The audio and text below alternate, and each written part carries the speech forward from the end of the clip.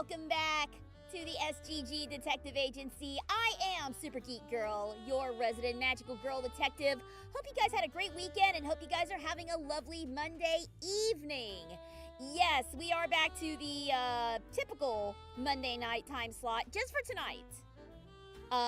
Because I was very busy this weekend, so I had to catch up on some stuff. More on that in a moment. But for now, hello Gabe, hello 14 Rings, hello Maddie, hello Brayden, hello Myers, hello Lisa Dragon, hello Jonas. Welcome, welcome. Thank you so much for tuning in. Glad to see you guys. So glad you guys are here. Catching up on sleep.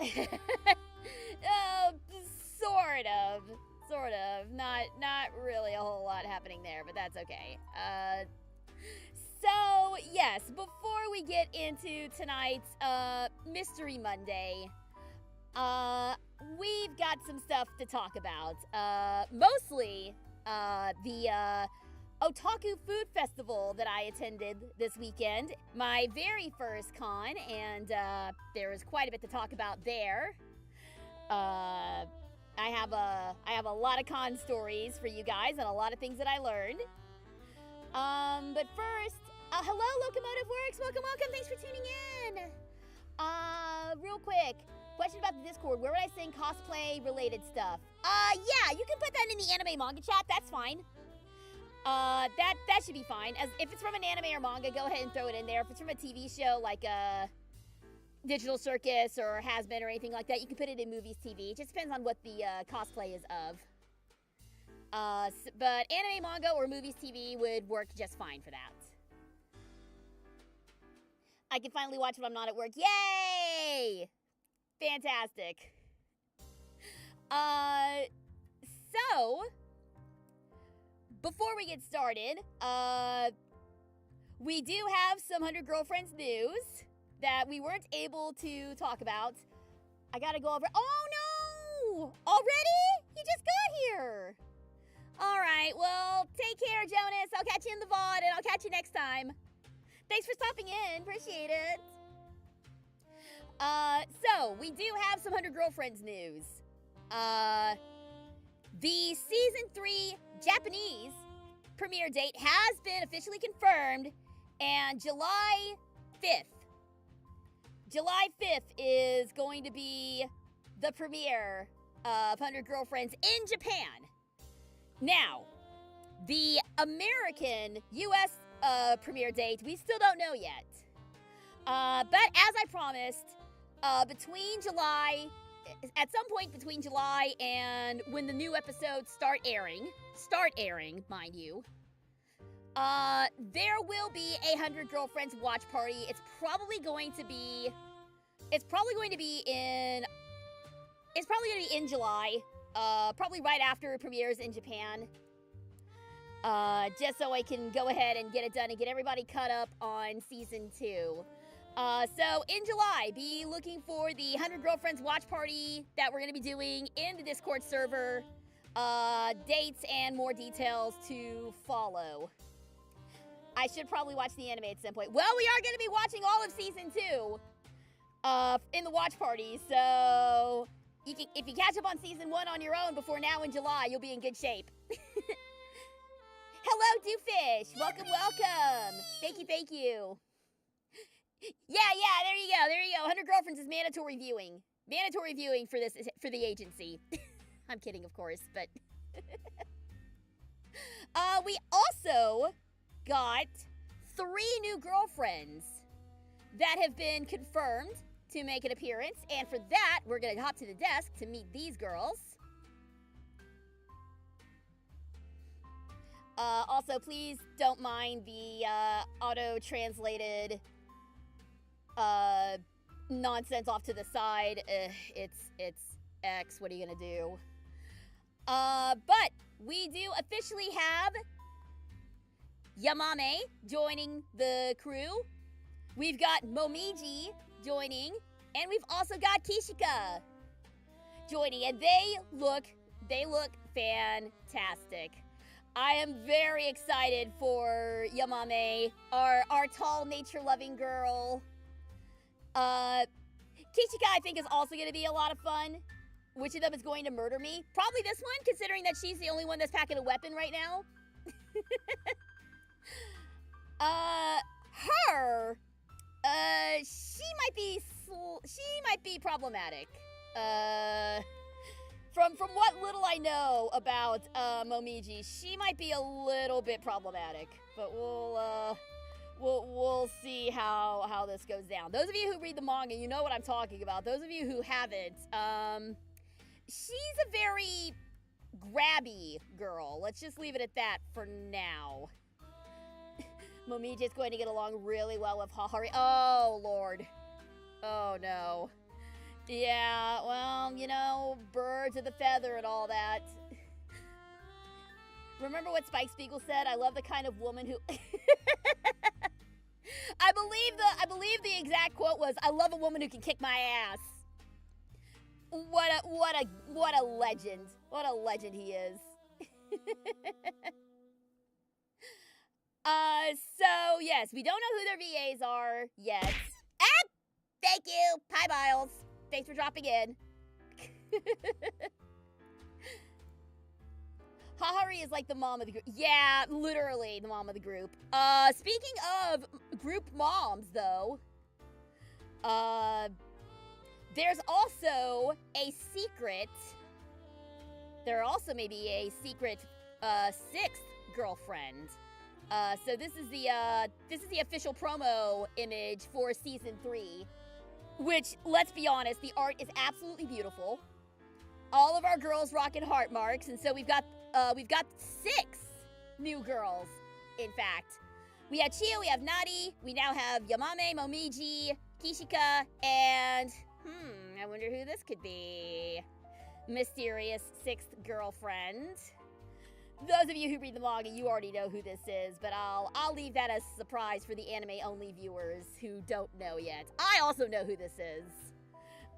So that's gonna be a wild ride when this lovely lady gets introduced. But yes, I love this artwork so much. It's so pretty. Everyone looks so good. Season 3 is gonna be so peak, y'all. I am so looking forward to it. And as far as predictions, I'm not making any predictions on who is going to be casted as who. I don't really play that game. It's completely up to the directors.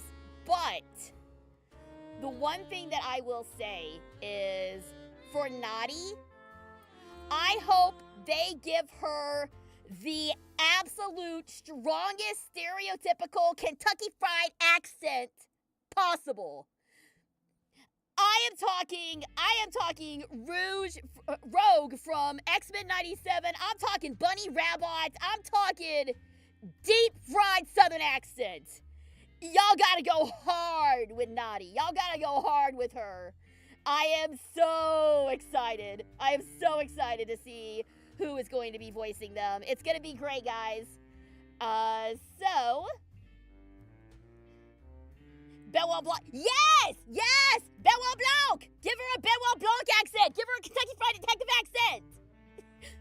Dolly from Date Everything would also be a good reference point. Dolly would be, oh my god, that would be crazy if they got the same VA. But again, I'm not making any predictions. It's all up to the studios. I would love to see Danny Chambers, Veronica Lau, or Jubilee as someone in the show. Thank you for the plushies.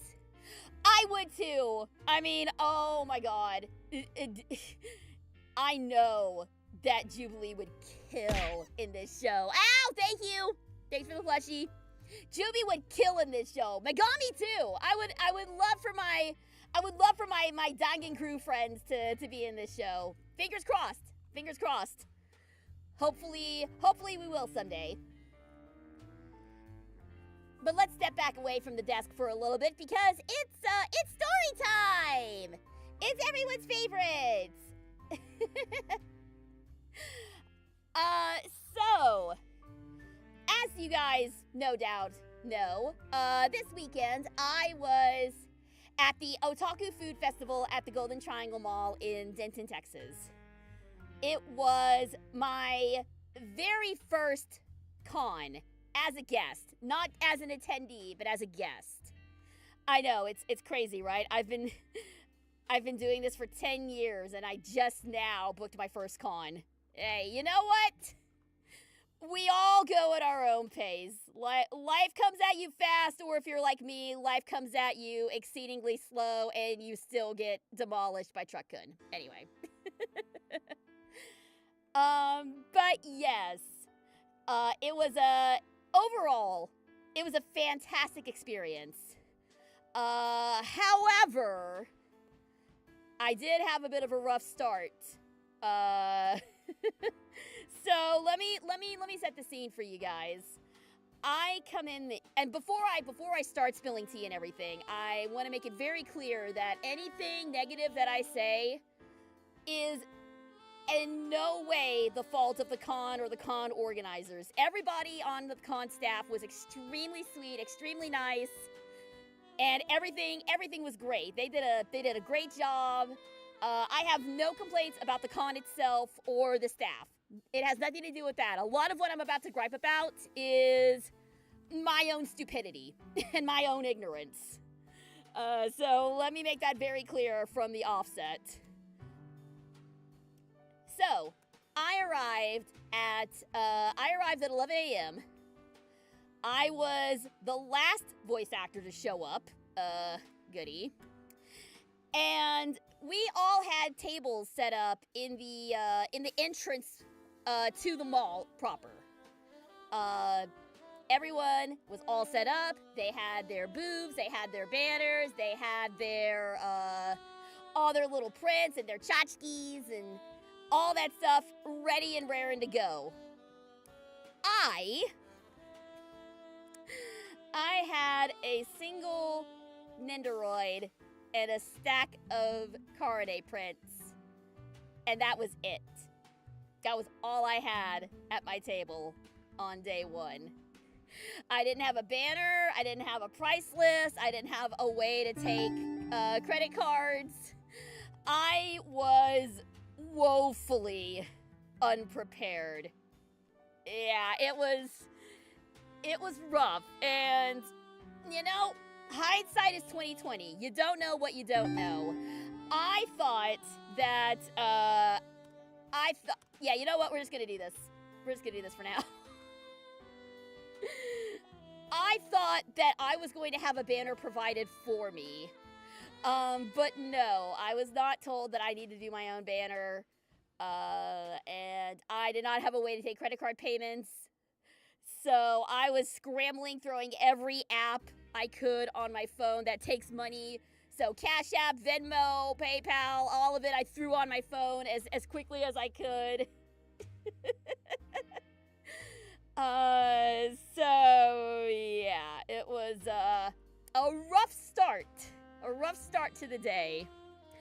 Fortunately though, things started picking up in the afternoons, and I actually made a pretty good amount of sales for my very first con. I had quite a few people stop by and be like, "Oh my God, you're Karade's voice! That's crazy!" But even more than that, I actually had a lot of people being hype over Kikoyu from Reborn as a Vending Machine, and that was really cool. Vending Machine, as you guys know, Season 3 just started airing. My character departed quite early in Season 3, but maybe she'll come back. I hope so. I would love for her to come back.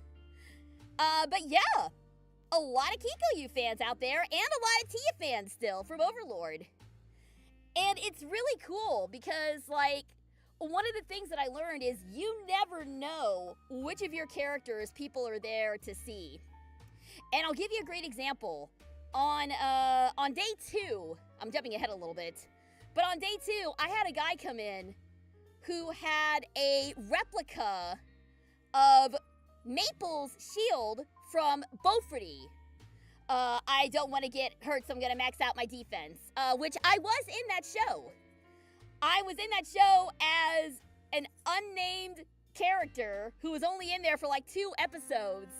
But this guy was on a personal mission to get the signature of every VA that had been involved in that show, me included.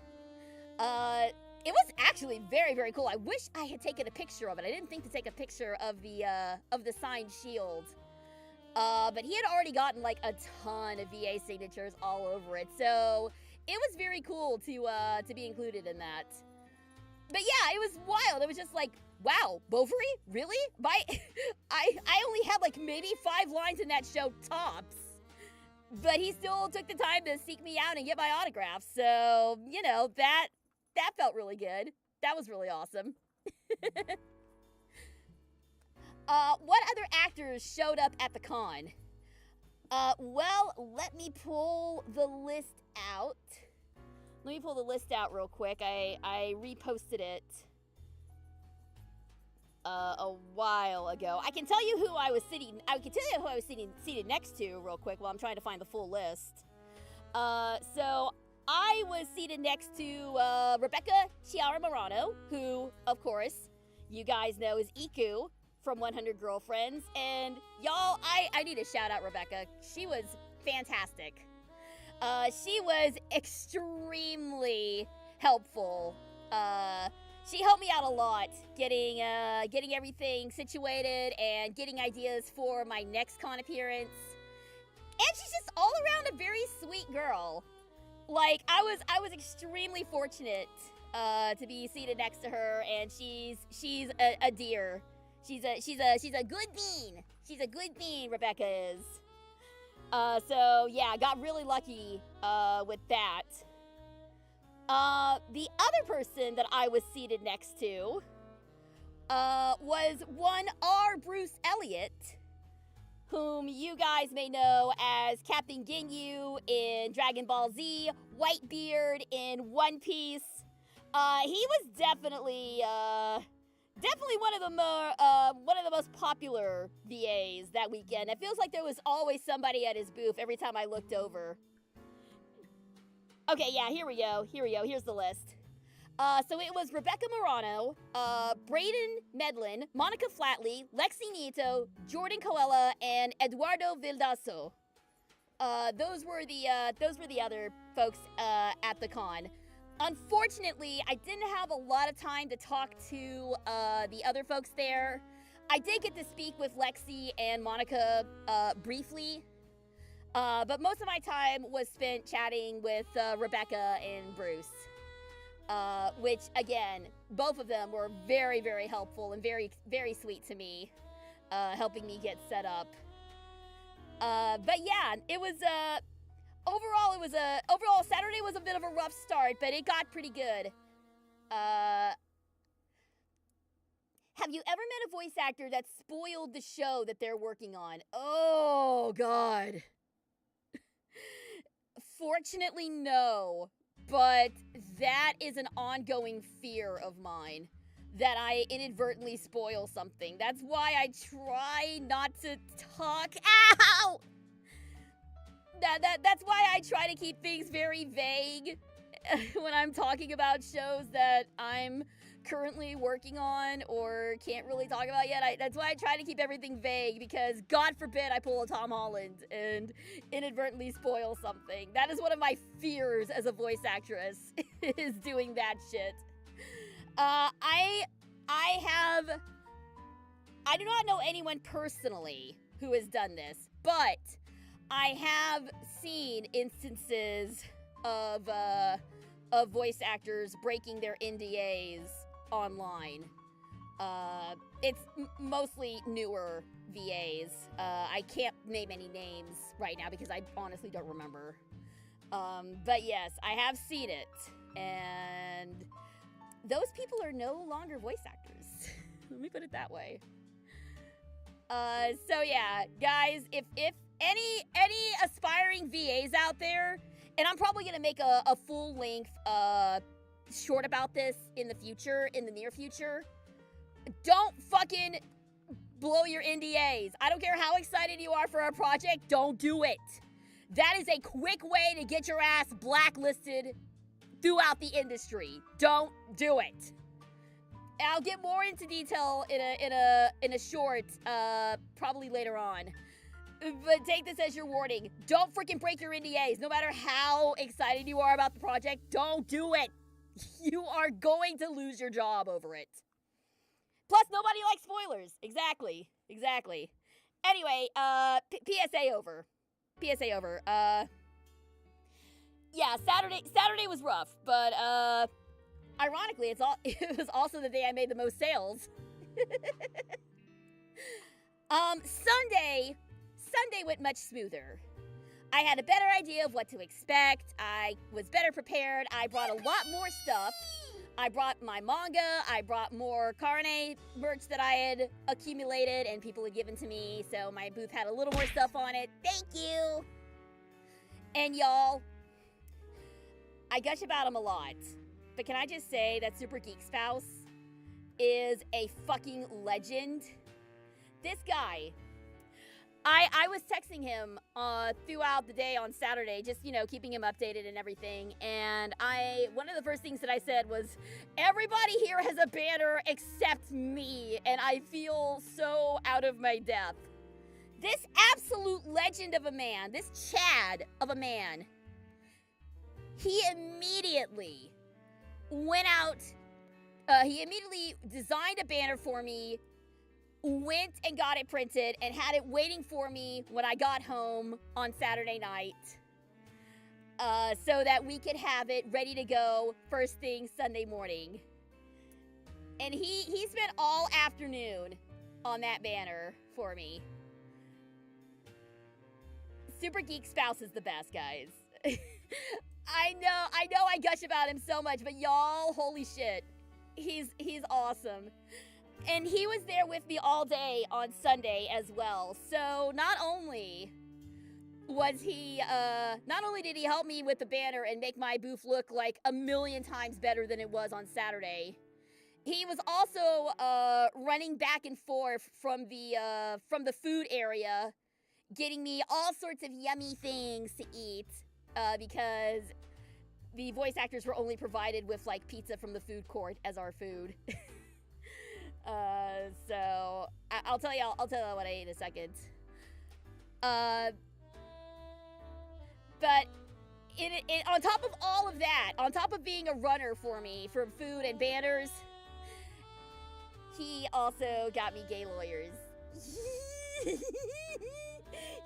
found Ace Attorney friends! He found Ace Attorney stuff for me!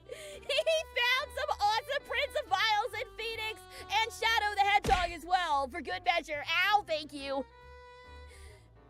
Yes, he was an absolute star. He was great. Oh my god, anyway. Hashtag relationship goals. Aww! Thanks. He really is great. As I've said many times, he is your Rentaro. He is. He is my Rentaro in real life. He's wonderful. How do you know he's a great husband? He's enabling the gay lawyers. Yes! He is enabling the brain rot. That's how you know he's a keeper. Well, I mean, there's a lot of other reasons, but yeah. I've got a fun fact, if you don't mind me saying. Yeah, go ahead and drop it in the chat. I'll take a look at it. But yes, Sunday went much smoother. Also, there's a reason it's called the Otaku Food Festival. There was some very, very yummy food at the festival. Courtesy of my husband. I got to have some barbecued pork on a stick. I got to try taiyaki for the first time. Strawberry jam filled, chocolate filled, and azuki red bean paste filled as well, the traditional one. I'm gonna be perfectly honest, I was not a huge fan of the red bean.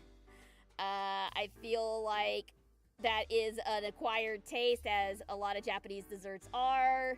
Unfortunate, but it's kind of what I expected. I'm not a big fan of beans.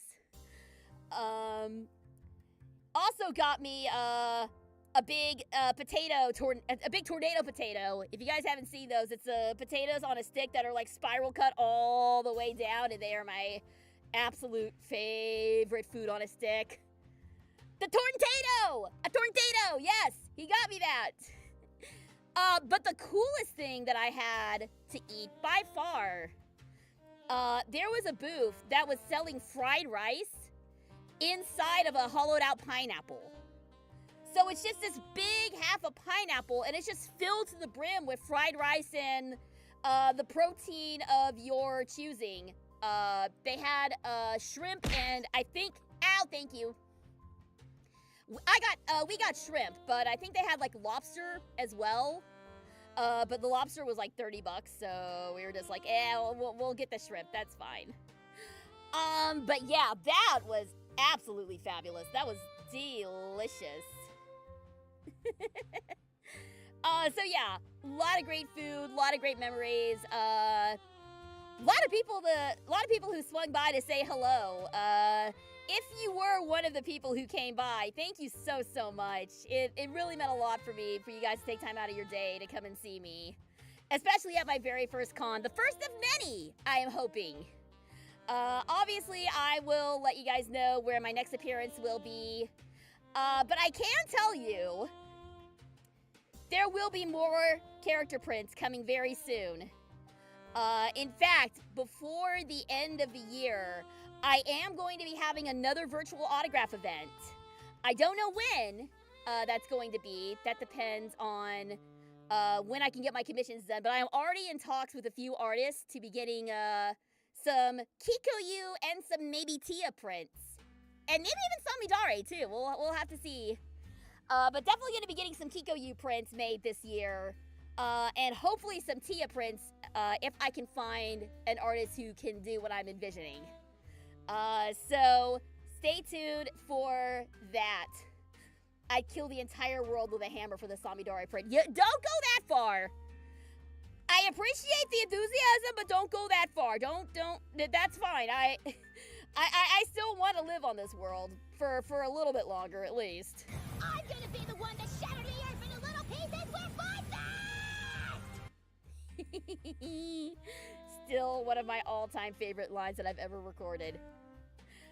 But yes, there will be more character prints coming. Possibly some other types of merch as well. So, you know, stay tuned for that. But yes, overall, bit of a rough start, but I definitely learned a lot of stuff from my first con experience. How about a Seneseta print? You know, if there's enough demand for a Sena print, I only had like one person come up to me knowing who Seneseta was, during the con, but I had a lot more people come up about Kikoyu and Tia, so I'm kind of focusing on them first. Down the road, I would love to get a Seneseta print made as well. For prints, 2 of my co-mods and 2 VAs are artists. I let you know in a Discord DM. I hope that helps. Thank you so much! I will definitely look at them, NSM. Thank you, sir. Much appreciated. So yeah, that's my con story. Oh, one other thing. Throwing in the Columbo one more thing. Well, 2 things actually. 2 things that I learned from the con. Number 1, if your booth is right in front of the entrance, like mine was, it doesn't matter what you have on your booth. It doesn't matter how it's advertised. People are still going to mistake you for the information desk. In fact, the very first person who approached my booth, I kid you not, they asked me where the bathroom was. That was the very first interaction I had at this con. Oof indeed. Oof indeed. And it kept happening. It kept happening. I kept having to explain to people, I'm a guest here. I'm not with the con staff. I'm sorry. Go over there. They can maybe answer your question. Oh, and by the way, this did not change on Sunday either. Even though I had a booth advertising who I was and everything, they still kept mistaking me for the information desk. So, yeah, that was unfortunate placement. And speaking of unfortunate placement, amongst the other exhibits and stuff there was also a sumo demonstration at the festival.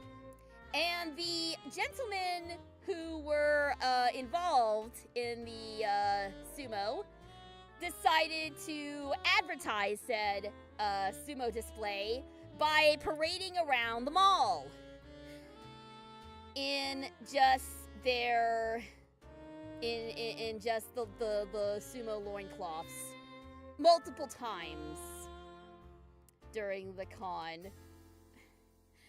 I have seen enough chunky man butt to last me a lifetime. Oh no is the correct response.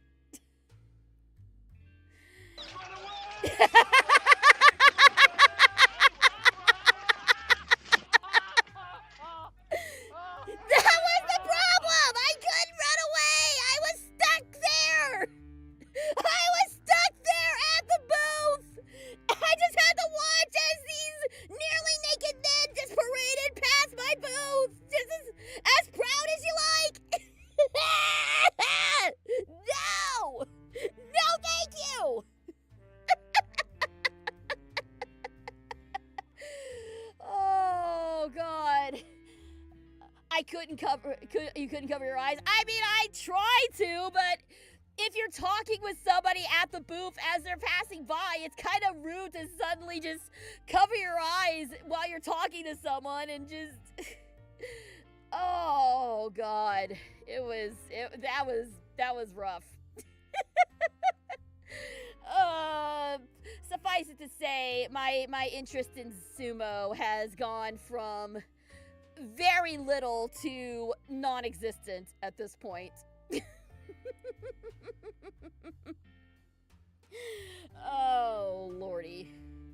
But there you go. There's some con stories for you. Overall, had a great time. And again, despite the whining that I just did, none of this is the fault of the con staff.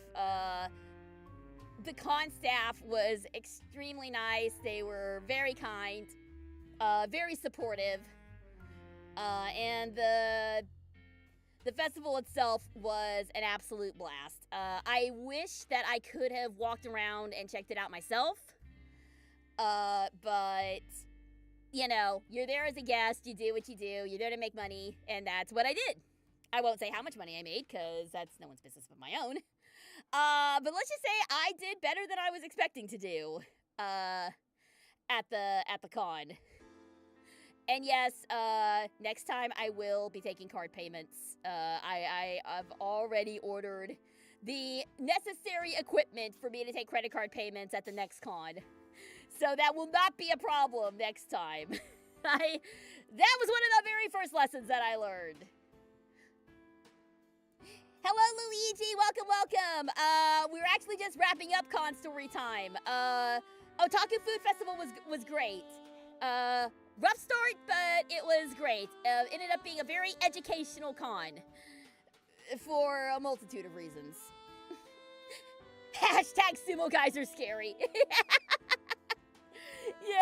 Yeah, pretty much. That was an unfortunate thing that I couldn't get away from. Oh, hi, Jenna. Jenna just crawled under my desk. Oh, weirdly enough, there were also a lot of dogs. I don't know if they were having like a dog costume contest or something, or if dogs are just welcome at that particular mall, but I maybe could have brought Jenna, but probably would have been a bad idea. She gets excited in crowds really easily, and she likes to jump, and she likes to pull, and she likes to make noise. She would have been more of a hindrance at the con than anything else, so probably for the best that I left her at home. She was not too happy with me when I came home, after being gone all day, but whatever. I'm going to meet Jade Saxon this September at SAC Anime. Nice! Enjoy it! I'm so glad that you enjoyed the con. Thank you! I did! Overall, it was a very positive experience. And looking forward to the next one. I'm coming in better prepared. And with a snazzy banner this time that's all my own. She is not a small pupper. Jenna is about 60 pounds. Last time we took her to the vet. She's a big girl. She's not as big as like a Great Dane or a Great Pyrenees or anything, but she's a sizable pupper. You hear that? You're a big girl, aren't you? She's just staring up at me from under my desk, just like... Huh? What? Are you talking about me? Are you talking about me? She is a mother pupper sometimes. Yeah, she is. She is, especially when she starts tearing a hole through my brand new couch. Anywho. But there you go. Had a great time. And very excited to do more. Which, on that note, if you guys want me to start showing up in your neck of the woods, you gotta reach out to your local cons and tell them to invite me. The only reason that I was able to go to Otaku Food Festival is because I was invited to do so. And I will maybe be showing up at some more events in DFW in the future. More details on those when I get them. But if you want me to come to other parts of the country, like Florida, California, wherever y'all may be, scattered to the four winds, I'm not sure where you guys are. Don't reveal your real location in chat unless you feel comfortable doing so. But if you want me in your part of the world, or your part of the country, international travel might be a little out of my price range right now. But please, reach out to your local cons, tell them that you would like to see me there, and hopefully they will send me an invite, and I will hopefully see you in the future in your area. I'll try to go next time you go to another con. Please do! I would love to meet you guys. I mean, it's one thing to, like, hang out with you guys in chat and everything, and Jenna, you okay? Jenna, are you alright? She's packing up something. Please don't make scary noises while I'm talking to people. So, yeah. All that being said, con was a lot of fun. Would love to do it again. Would love to come to y'all's neck of the woods and see y'all there too. So, fingers crossed.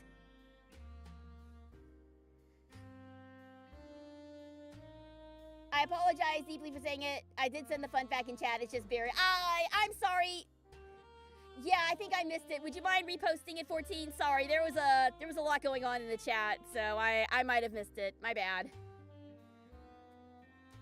Going back to 100 Girlfriends, according to the visual, the secret girlfriend is at the end, where in the manga she comes before Kishika.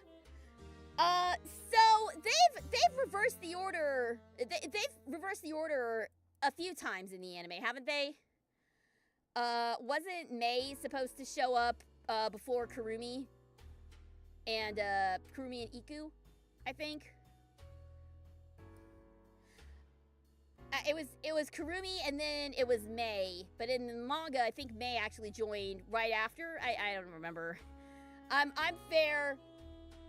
Yeah, Mei shows up after Kurumi and before Iku. Right. I unfortunately don't have encyclopedic knowledge of this show, especially with such a large and ever-growing cast. Here we go. I was looking for Wii games to add to my modded Wii over the weekend. During it, I learned that the legendary Sega composer Mariko Nanba composed for a Nintendo game, Fling Smash, on the Nintendo Wii. Very cool. I've never heard of Fling Smash, though. Was that a first-party Nintendo game? That's a new one to me. Not that I was like, I guess it didn't have a very big release. That's cool though. Like, Sega music just hits different, man. Sega, when you have two games that are like, I'm trying to think of like a good example of this. But like games that came out for both the Genesis and the Super Nintendo had very different soundtracks. The best one I can think of was maybe Aladdin, which the music for Aladdin on the Genesis version was way better than it was on the Super Nintendo, but the gameplay on the Super Nintendo version was way better because it was Capcom who worked on the Super Nintendo version of Aladdin, and it was not so on the Sega. I don't remember who worked on the Sega version of Aladdin, but Nintendo had Capcom working on that version, so the gameplay in that is a lot better. The game was released in 2010. It was bundled with the Wii Motion Plus remote. Ah, that's probably why I never heard of it. I did have the Wii Motion Plus, but I didn't get the bundle. I just got just the Wii Motion Plus itself. Mariko Namba reused samples that she used before from Ubishal's Easy Listening and 60s A Go-Go. Neat! Very cool. Dude, it's so cool how much you know about music. That's really awesome. SGG, just letting you know, DC Sonic Metal Legion Issue 1 comes out this Wednesday. All right, well, I hope my comic store has it. If not, then maybe waiting for a bit. I did eventually get all of the first run of Sonic DC crossover. The Sonic Godzilla crossover, I don't know if I will be getting that or not. It really depends if I can find it and if they carry it. Unfortunately, the nearest comic shop is about half hour away from me.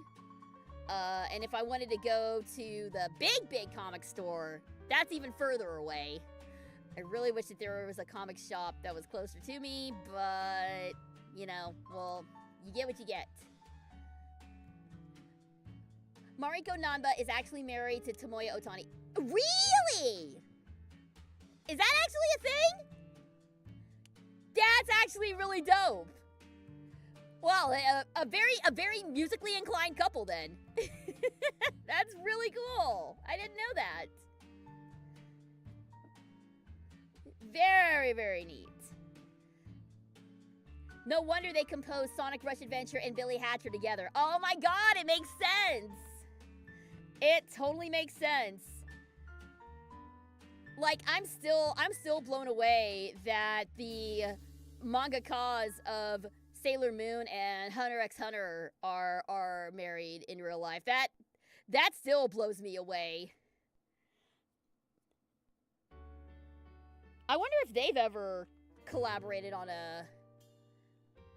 I'm sure they must have collaborated on something. If nothing else, then there must have been some crossover between those two shows, or between those two properties. Speaking of cons, even if it wasn't, I went to a record fair yesterday and it was fun. That counts!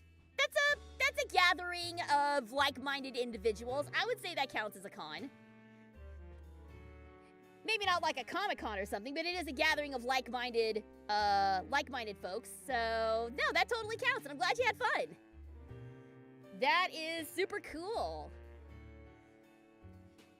I wonder if there are any murder mystery cons. Dude, that would be so cool. Like, I don't know if these were things, if these even are things, but if there's like a murder mystery con, I would love to go. Like, wouldn't it have been cool to go to one of those to meet like Angela Lansbury back when she was alive, God rest her soul, or David Suchet. I don't know how I would do this, but I really want to get David Suchet's autograph at some point. Even if I have to, like, mail a thing to England and be like, hey, Sir Suchet, please sign this. Thank you. Please and thank you. I don't even know if he's got, like, a P.O. box or, you know, whatever the whatever the British equivalent of a P.O. box is. Someone who's in Britain, tell me tell me if y'all have P.O. boxes or what your all's equivalent is. Angela Lansbury was the best Mrs. Potts. Dude! When Beauty and the Beast had its, like, I don't remember, it was like 30th, 25th anniversary. It was some anniversary thing. Angela Lansbury came back and sang Beauty and the Beast, and I cried. I cried listening to that, especially at the very end when she said her little "Good night, Chip, off to the cupboard with you." She included that little bit at the very end, and I sobbed. I ugly sobbed. I ugly cried when she passed away too. Like, I think when I heard the news, the first thing that I did after I was through crying was I immediately threw on the very first episode of Murder, She Wrote, which is the death of Sherlock Holmes, and watched that in honor of her. Man, I miss it. I miss it so much. It's so good. I mean, we'll always have Murder, She Wrote. I'll always have the box set, but damn, I wish I could have met her. I wish I could have met her. Was an absolute legend. I miss her too. Oh God, she was wonderful. I watched that on Disney Plus. Yeah, exactly. Also, I miss traditional 2D animation. I do too. Okay, so on the note of 2D animation, I have a music recommendation for you. I don't know if you or anyone in here is familiar with the band Gorillaz. They recently came out with their new album, The Mountain, and they have a music video that's a mashup of 3 of the songs from the album. I believe it's called, I believe the songs are the Moon Cave, The Sad God, and The Mountain itself. But that entire music video is done in traditional 2D animation. Like, I kid you not, it looks like it's straight out of the Jungle Book. I'm talking classic Disney 2D animation. It's so good. It is an absolute love letter to 2D animation. So if you are a 2D animation enthusiast, I strongly recommend checking that out. In fact, I'm probably going to throw it into the music share part of the Discord server here in a little bit. I have the first album on CD, and they used the samples in the first few albums. The Gorillaz are so cool, man! Oh, they're so cool! Like, I can't describe it, but like, they are the weirdest band I've ever seen, and I love them. I love how they're not even real. They're all cartoon characters, but they are making like the craziest music I've ever heard. It's so good! All right, I definitely need to throw some Gorillaz in the music recommend channel. It's so good. Carde has gorilla-like strength. How dare you? I mean, you're not wrong, but how dare you? But yes, in speaking of murder mysteries and whatnot, it is still a Mystery Monday. That was a compliment. I know. I was just messing with you. It is Mystery Monday, and that means it is time for Rain Code. So, I am going to take a quick break to switch over and get things ready for Rain Code. Let's go! So, I will be back in a little bit. Stick around, and when we come back, it'll be a Mystery Monday with Rain Code. Stay tuned, guys.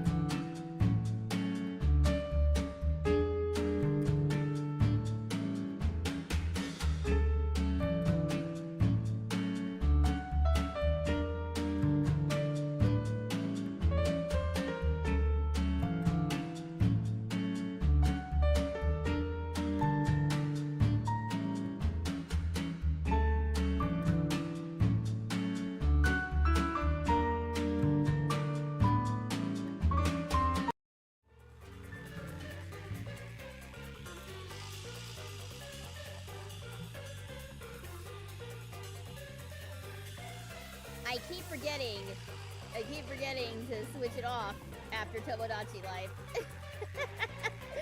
I keep forgetting to switch back. Darn it. Welcome back, everybody. Hello, hello. Welcome back.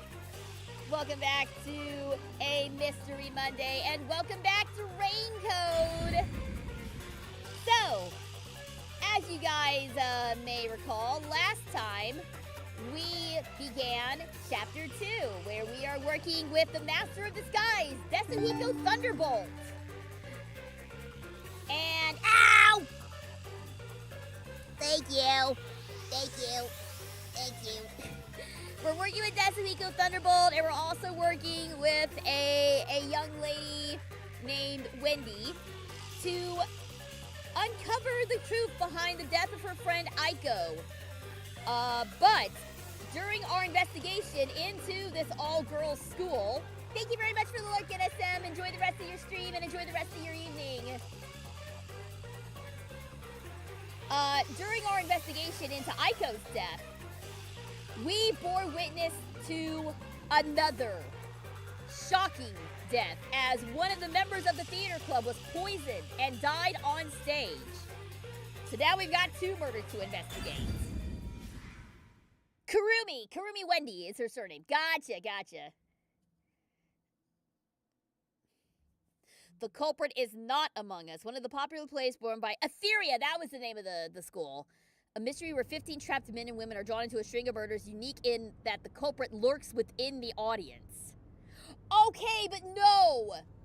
Okay, one, that is a total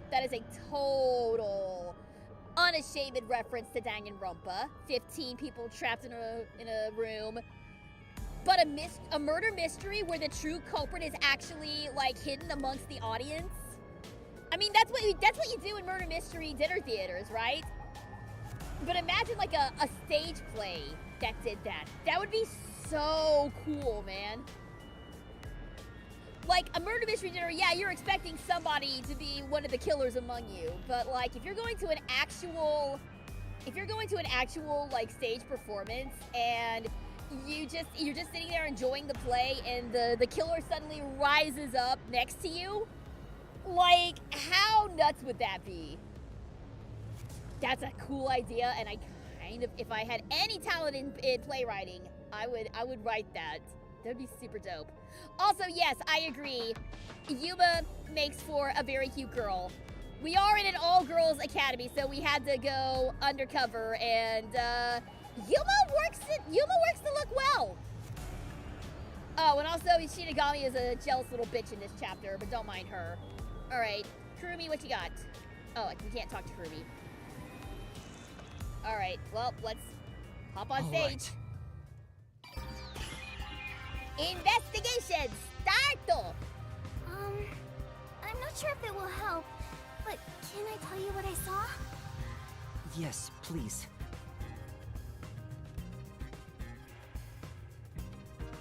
Why would a ghost be jealous? Ghosts are you kidding? Ghosts are like the most possessive of the supernatural shenanigans. Second, maybe only the vampires. I can totally see jealous ghosts. Are you kidding? During the performance, I was doing odd jobs in the wings. Aside from the theater club members, there wasn't anyone wandering about, like an outsider. I mean, other than when Desuhiko jumped in right at the beginning of the play. Oh, yeah. Sorry about that. Well, that's part of the investigation, right? You can't see everyone from the stage after all. Isn't that why he went up there? So he could memorize all the faces that were there? Honey, you were giving Desuhiko way too much credit. Right. I think he just wanted attention. But setting that aside, since she didn't see any outsiders, the only persons of interest are those within the theater club. I'll keep that in mind while taking a look around. I've done a few investigations already. I should be able to handle this now. Yet you were hopelessly reliant on yours truly until now. I see it's not your brain making the decisions anymore. The eyes are wide open from agony. The body is completely motionless. I can can immediately tell she's dead. Though she displayed many expressions while acting, her face is frozen in death in the end. This isn't an act. She was struck by an abrupt and unscripted death. Was it poison? No, she spontaneously combust. What do you think? Of course it was poison. That's most likely the case. There are no external injuries, and given the circumstances, she must have ingested poison. So what kind of poison are we saying it is, I wonder? This will be tough to solve if that's the case. I know nothing about poison. What? A detective who doesn't know his poisons? Don't tell me you're a poison virgin! Shut up. Although, she does kind of have a point. Different poisons do produce different results in people. Belladonna, for example, Deadly Nightshade has a very different effect than something like arsenic or strychnine. Don't ask me how I know this. Ew, gross! Well, you perverted little detective. Get on your knees and apologize, and maybe I'll teach you a thing or two. How about something like, I'm sorry, I should know my place. I can't live without you, Shinigami. If she was murdered with poison while on stage, the poison must have been prepared somewhere else. I need to look for that while checking out anywhere else that seems suspicious. Hey, don't ignore me, jerk. We are going to ignore you as often as possible. Alright, Karen's corpse. There are no external injuries, and given the circumstances, it is likely that she died from poison. So Yep, it's a corpse. So I'm wondering if this is going to go down like one of my favorite episodes of Death in Paradise. Let's investigate the crime scene a little bit, and then we'll see if it's anything like that. All right, let's investigate everything. We got the poison vial, the bottle, and the glass. There are two glasses on the table. The props used for the duel of poisoned cups. I think this glass was supposed to be stored upside down on the shelf in the back. Cotton was the victim, but she's also the one who set it on the table. Maybe poison was already applied to the glass beforehand. Hey, do you know who prepared these glasses? Oh, it's the girls on prop duty.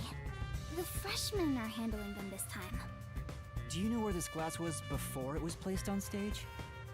Props are kept in the theater club storage. This glass should have been in there too.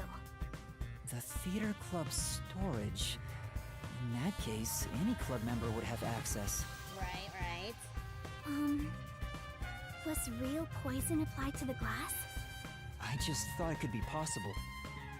But there's the risk of being caught by applying the poison after it was moved to the set. If poison was applied, it would have been before being brought to the set. Right. But on days like this, when there's an open rehearsal, props are brought out of storage right after school. The glass should have stayed on that shelf the whole time. After school... which means it'd be even harder to apply poison before then. Yes. At the very least, the props in the set were fully prepared at least 1 hour before the performance. Okay, the glasses were placed upside down on the stage shelf at least 1 hour prior to the performance. Okay, that's still not ruling anybody, but that's still not ruling anybody out. I mean, it's obviously somebody from the theater club. It's not ruled anybody out. Anyone had access to those props. The poison was most...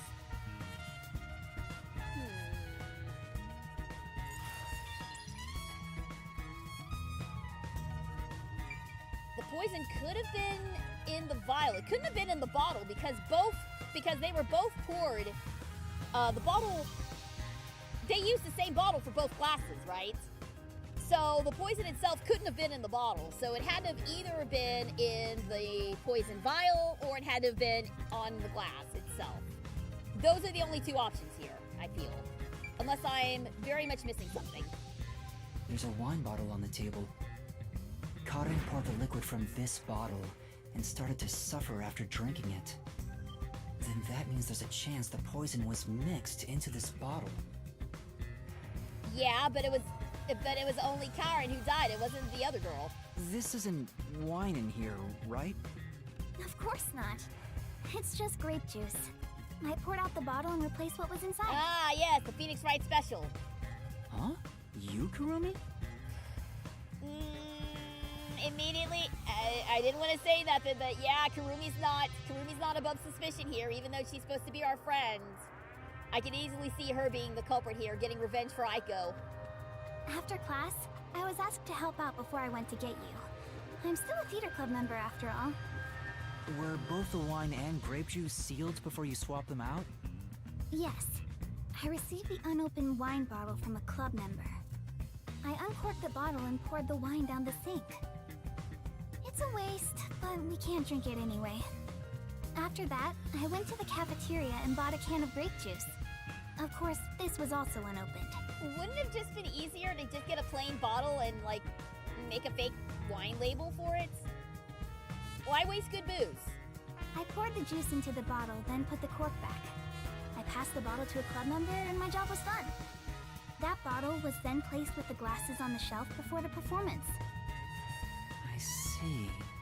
With so many people around, poison couldn't be added to the bottle after it was placed on stage.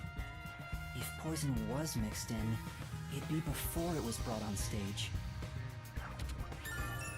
Alright, so grape juice was inside the wine bottle. Kurumi switched out the wine for the juice. The bottle was then placed with the glasses on the shelf. Yeah, and like I said, both girls drank from it. So it couldn't have been it could not have been in the bottle. I think we can rule out the bottle. Husk would be disappointed to have good booze go to waste. I know, right? I can hear him being upset right now. This vial is supposed to have poison in it, according to the script. But it's empty now. It's dry and shows no signs of ever being wet. Oh. To be sure, the poison in this vial wasn't real, and it was just another prop, right? Absolutely. It was always empty. The contents spill easily because of the loose lid, so we don't even keep colored water in it. Kaden just pretended to pour poison from the vial into the glass on stage. Then it's hard to imagine there being any poison inside it. Okay. Empty from the beginning, it is dry and shows no signs of ever being wet. Well... Okay, no, even if the poison was in a powdered form, there would still be residue inside the vial. So I think we can pretty much safely say that out of the three, the vial, the bottle, and the glass, the poison probably is in the glass or was applied to the glass somehow, and only Karen's glass. Unless they're gonna pull some dumb bullshit that it was on both glasses and the yellow girl, I can't remember her name right now, she was just immune to the poison magically. If they pull that dumb bullshit, I'm gonna raise a fuss. But no, Waruna, thank you. That was her name, Wario. I'm just gonna call her Wario. But yeah, I'm thinking that it was applied to that glass specifically. And with how many times it was flipped around. Oh, that is a good point though. The glass was mixed around several times, flip-flopped between Karen and Wario. So, okay, I may not have this as figured out as I thought yet. Okay, is there anything else? That's everything on the table. Alright, so table, corpse. Can we investigate the tray? No. I guess we can talk to Kurumi some more. Not only is Aiko gone, but now Kaden too. Could this also be a fight for the lead role? If so, those most suspicious are Kaden's rivals, Yoshiko, Waruna, and Kurane. Is the culprit one of those three? I need to find out if there was anything suspicious about them during the performance. Kurumi was in the wings the whole time, so perhaps she knows something about the others. Alright, who should we ask about? Yoshiko, Waruna, Kurane, Karen. Let's probably get info on all 4 of them, I'd say. Start with Yoshiko. Before the incident occurred, do you know where Yoshiko was and what she was doing? I didn't see Yoshiko in the wings. She may have been watching from the audience. Oh, right. Speaking of which, We did see somebody sneaking around. during the performance, I noticed Yoshiko walking down the aisle. I thought she was coming back from the restroom, but I didn't see her take her seat. What if she wasn't part of the audience? Where could she have been? Yeah, I was about to say, I saw some people, I remember seeing some people sneaking around during the other visual novel within the visual novel. Yuma noticed Yoshiko walking down the aisle between audience seating during the performance. Okay. How about Waruna? Kurumi, did you notice anything suspicious about Waruna while you were watching from the wings? As far as I can tell, Waruna was just her usual self. She was listening to music right up to the start of the play. I think that's how she concentrates. Did she go near the glasses or bottle before the performance? I wasn't watching her the entire time, but if she did go near the set, I think I would have noticed. I see. Waruna was the closest to the victim. That's ample opportunity to commit the crime. But still, how did she add the poison? It couldn't have been during the performance, right? Wait, now that I think about it, right after the lights went dark in that one scene, she went near the shelf to pick up a plate. Oh, right. There was a minor blackout. Her back was toward the audience, so I couldn't see her hands. But she only had 2 or 3 seconds max. Could she have poured hidden poison in the glass in that time? Grabbing the glass, flipping it up, adding the poison, flipping it back down. 3 seconds is tight. Did she have any other opportunities after? The next time she touched the glasses was during the shuffling scene. But it was Karin who moved the glasses and bottle. She also prepared the poison vial. And plus, after shuffling, Karin was the one who chose the first glass. Given the situation, it'd be difficult for Waruna to poison Karin specifically. Right. Waruna was acting during the performance, of course. It would have been difficult for her to have purposely poisoned Karin. Difficult, but not impossible. Let's see what Kurane was up to. What about Kurane? Did she seem strange before the incident occurred? I haven't seen Kurane. She was working up above the whole time. Above? Oh, she was managing the lights then. There's a catwalk above to adjust the lights, and that's where Kurane was supposed to be. So I didn't see her in the wings. There's another girl handling the lights, so it would be helpful to speak to her. Kurane was a member of the lighting crew during the performance. Okay, fair. By the way, has anybody here actually been up on a theater catwalk before? I have. All throughout junior high theater, every year at the start of the semester, our theater teacher would take us up into the rafters to check out the catwalk and everything. Obviously, we weren't allowed on it because we were dumbass kids who were...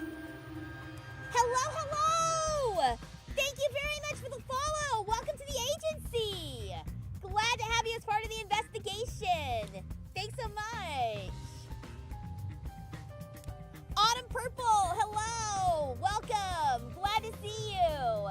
Thanks so much! Thanks so much for coming by! But yeah, hi, hello! Glad to see you!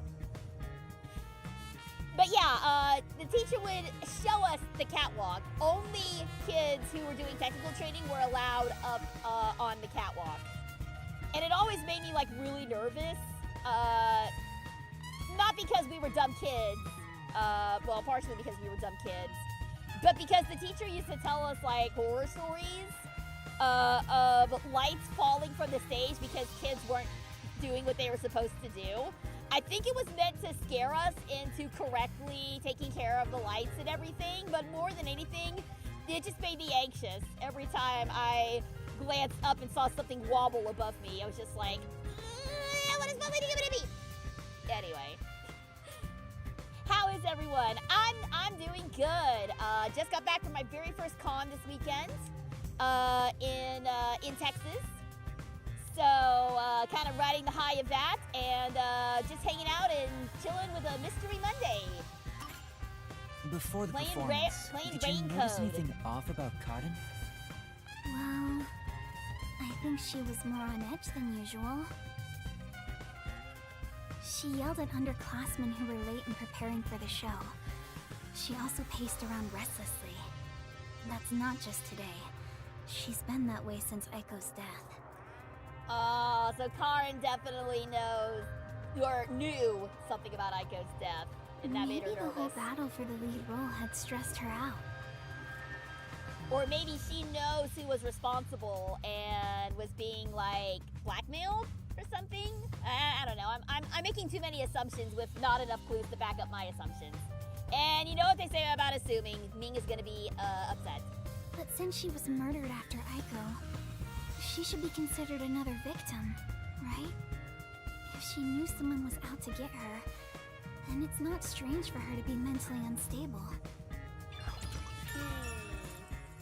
You shouldn't have assumed. Now we all look foolish. Exactly. Just relaxing in bed. Nice, nice, nice and relaxing. All right. So Karin was more tense prior to the start of the performance. Got it. The ones fighting for the lead role are Yoshiko, Waruna, and Kurane. None of them seem particularly suspicious so far. Hey, how long are you gonna keep this up? I'm so over playing 20 questions with this ugly chick. That reminds me, the lights went dark during the performance, right? The entire hall was blacked out. Wouldn't it be possible for someone to sneak up on stage and place the poison then? Oh, I hadn't thought of that, but I don't think it's possible. Yeah, the lights went out, but it wasn't for very long. But I have a feeling that blackout is going to be significant. Why not? The blackout lasted for only 5 seconds. We measure it each time to ensure there are no mistakes. So someone would have to move through the dark, get on stage, apply the poison, and get away, all in 5 seconds. Yeah, so it was like I was saying, that's tight. That's a tight deadline. That sounds impossible to me. If they were in a hurry, their footsteps would have been heard by everyone too. From the audience, it may be impossible, but what about from the wings? No, there were multiple club members, including me, in the wings at all times. While the lights are out, we are always on standby to support the actress. I can't shake the feeling that she's also a suspect. But I know Yuma's gonna be like, no way, it couldn't have been her. She's our friend. And Shinigami's gonna be all like, I told you so. Which I hope that's not the case. Nice to meet you all, by the way. Nice to meet you too. Glad to have you here. If someone went on stage, the other members in So it would have Autumn, are noticed. you first of all, is Autumn okay? Is that what you go by? And secondly, how much do you know about Rain Code? For me, this is a blind playthrough. I've never played this game before, so this is my first time experiencing it. I guess it's not possible then. Even an amateur has more logic than you. I guess you're useless without a certain someone. All right, the stage went dark for 5 seconds during the performance. All right, so can we run around backstage? We can run around backstage. Okay. Hello? Oh, misplaced script. There's a script on the floor. This is my first time. Okay, Autumn is okay. And this is my first time seeing it too. Oh, really? So are you a Danganronpa fan then by any chance? Because it's made by the same crew. That's the script of the play. Someone must have dropped it in all the chaos. The script describes the Duel of Poison's Cup scene. The character Natasha, played by Cotton, is supposed to take the wine and glasses from the shelf. After that, the glasses are shuffled on stage. According to the script... Alright. Anatoly shuffles glasses.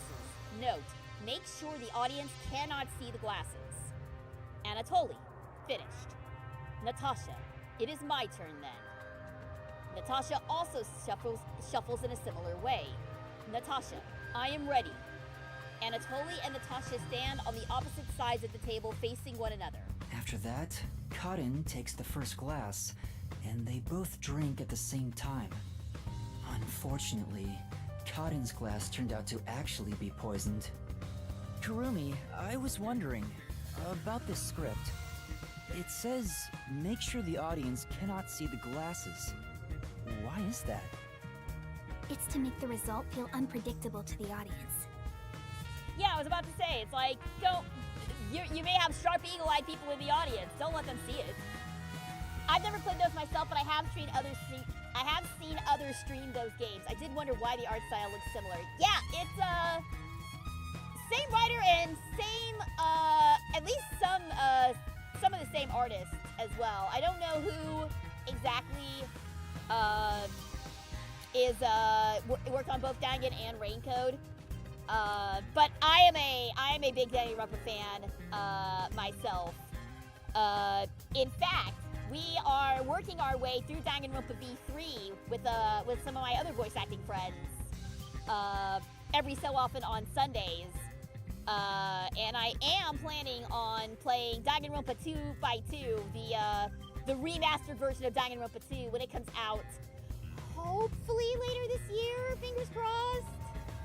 But yeah, we love our murder mystery games here, so I've greatly been enjoying this one. This one has been a lot of fun. Yeah, Maddie, thank you. Thanks for throwing the Discord on there. I mainly play adventure game, RPGs, and fighting games. Dude, fighting games are sick. I am terrible at fighting games, but I think they're so cool. As far as adventure game RPGs, I am working my way through Persona 3 and 5 right now. Oh, by the way, I just found out, Persona 4 Revival, right now they're saying that it may be late 2026, early 2027, for that. I'm huge into Sonic and Splatoon. Ah, you're in luck. We have Supersonic Saturdays. Not this Saturday, unfortunately, but probably next Saturday. I'm gonna bring back Supersonic Saturday with my Sonic model as well. And we're gonna keep going with Sonic Heroes.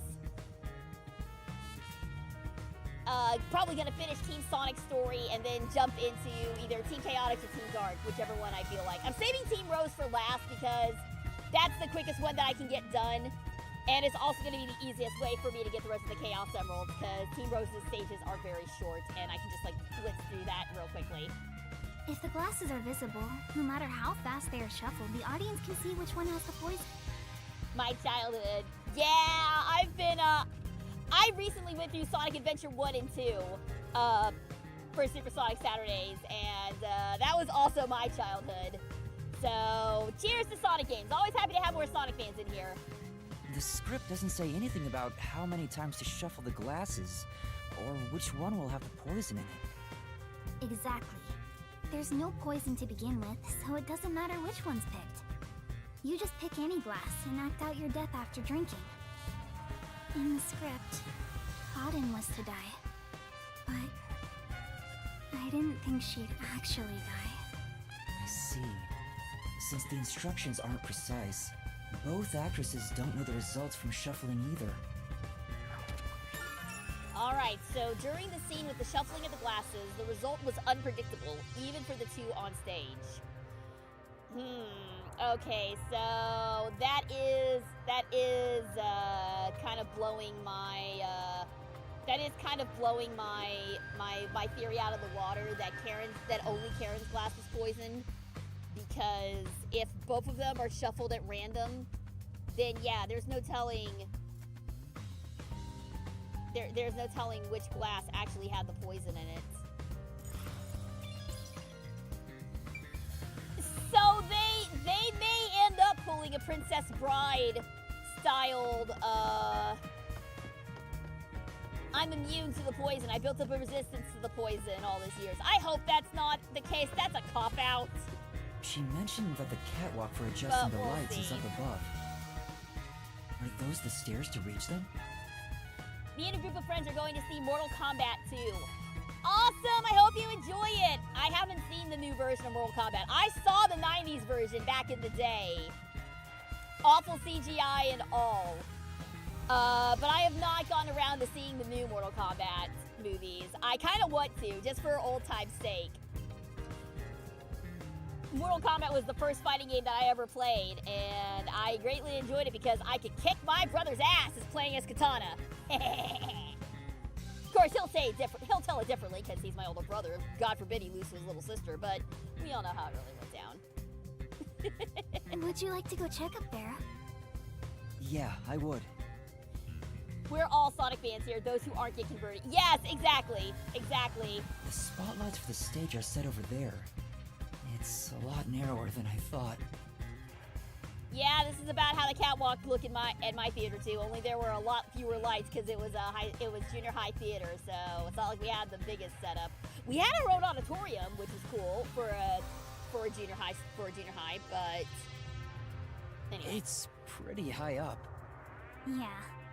It'd be hard on anyone with the fear of heights. So you can move the lights as needed for the play.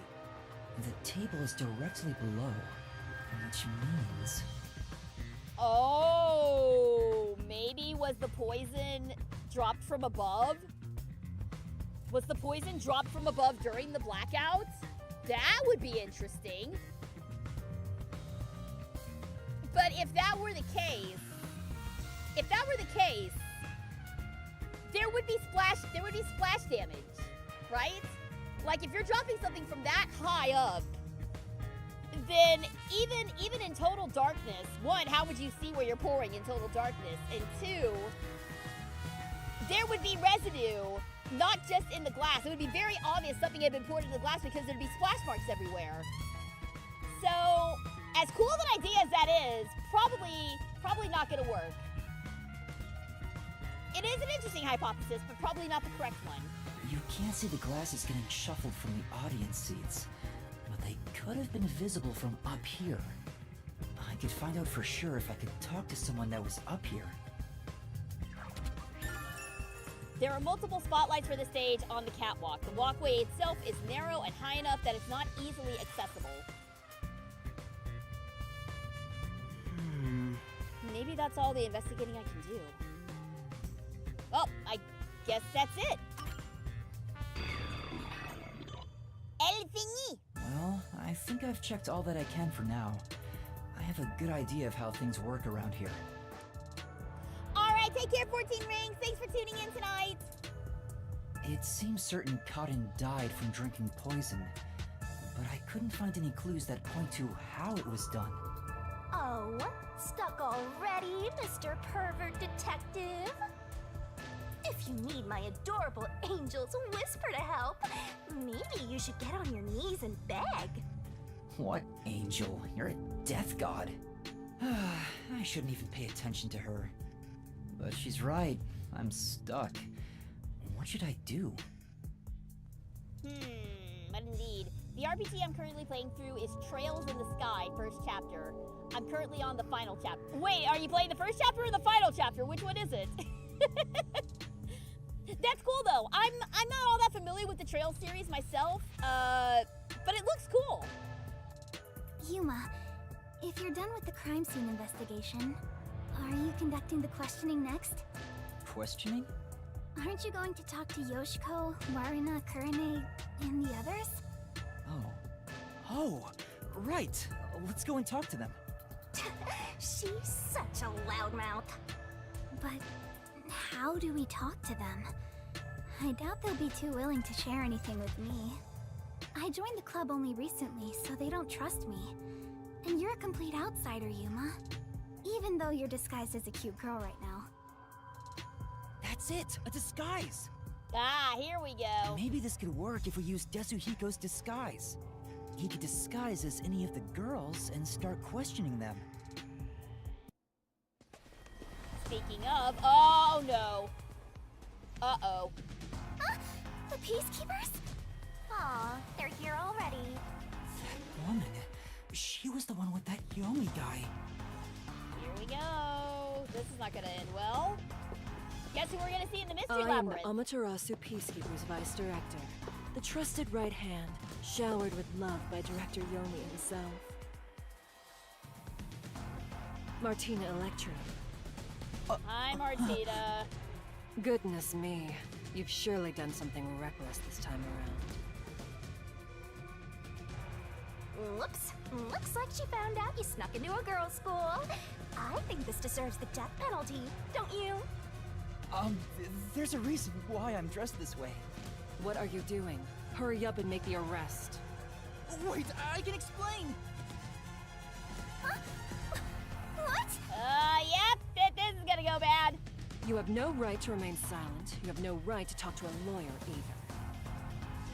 You only possess two rights. Confess the truth, and beg Amaterasu Corporation for mercy. Take her away. Hey! What's going on? Please, wait! Are you sure you want to try and stop Amaterasu Peacekeeper Vice Director Martina? Yeah, tell me, why are you taking Kurumi? To arrest her, naturally. On the suspicion of murdering Karin. Huh? What?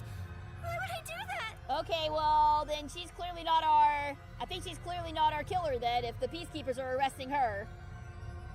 She's got that Jessica Fletcher connection. If she's being arrested, then there's no way that she's actually the culprit. We've reached this conclusion following an interrogation of a person of interest. According to them, you were responsible for handling the contents of the wine bottle prior to the start of play. It's clear you took the opportunity to pour poison inside it. It was only grape juice. I didn't add any poison. Besides, where would she even get poison from? Ms. Martina, this was discovered in the chemistry lab. Oh, well, that's freaking convenient. Oh, it appears my deduction was correct. The poison was right under our noses. It seems to have been a particularly potent one. Look at this evidence look at this evidence that we just came up with. We just pulled out of our ass conveniently. Look at it. Look at this evidence we just fabricated out of nowhere. The label warns that even a small amount ingested can result in death. The bottle is unsealed, and some of the liquid is missing. There's no mistake. How would you know that some of the liquid is missing? You've never seen that bottle before in your life. You secretly stole this from the chemistry lab and used it for murder, didn't you? I don't know anything about it. That bottle is way too big to be stolen without anyone noticing. What a worthless comment. One could simply unseal it in the chemistry lab and put the substance in a smaller container to take wherever desired, which could then be directly poured into the wine bottle. If you're gonna pick a fight, you better have sound logic backing you up. This is the last time I'll do this for you. There's a warning on the bottle. This chemical will react to oxygen in open air, rendering it harmless 30 minutes after the bottle is unsealed. Okay, 30 minutes. 30 minutes. That's an important amount of time. Remember, they said 1 hour before. There was a 1 hour window where people could have messed with this stuff. Huh? After 30 minutes, it becomes harmless? If you think that's important, go for broke and try pointing it out.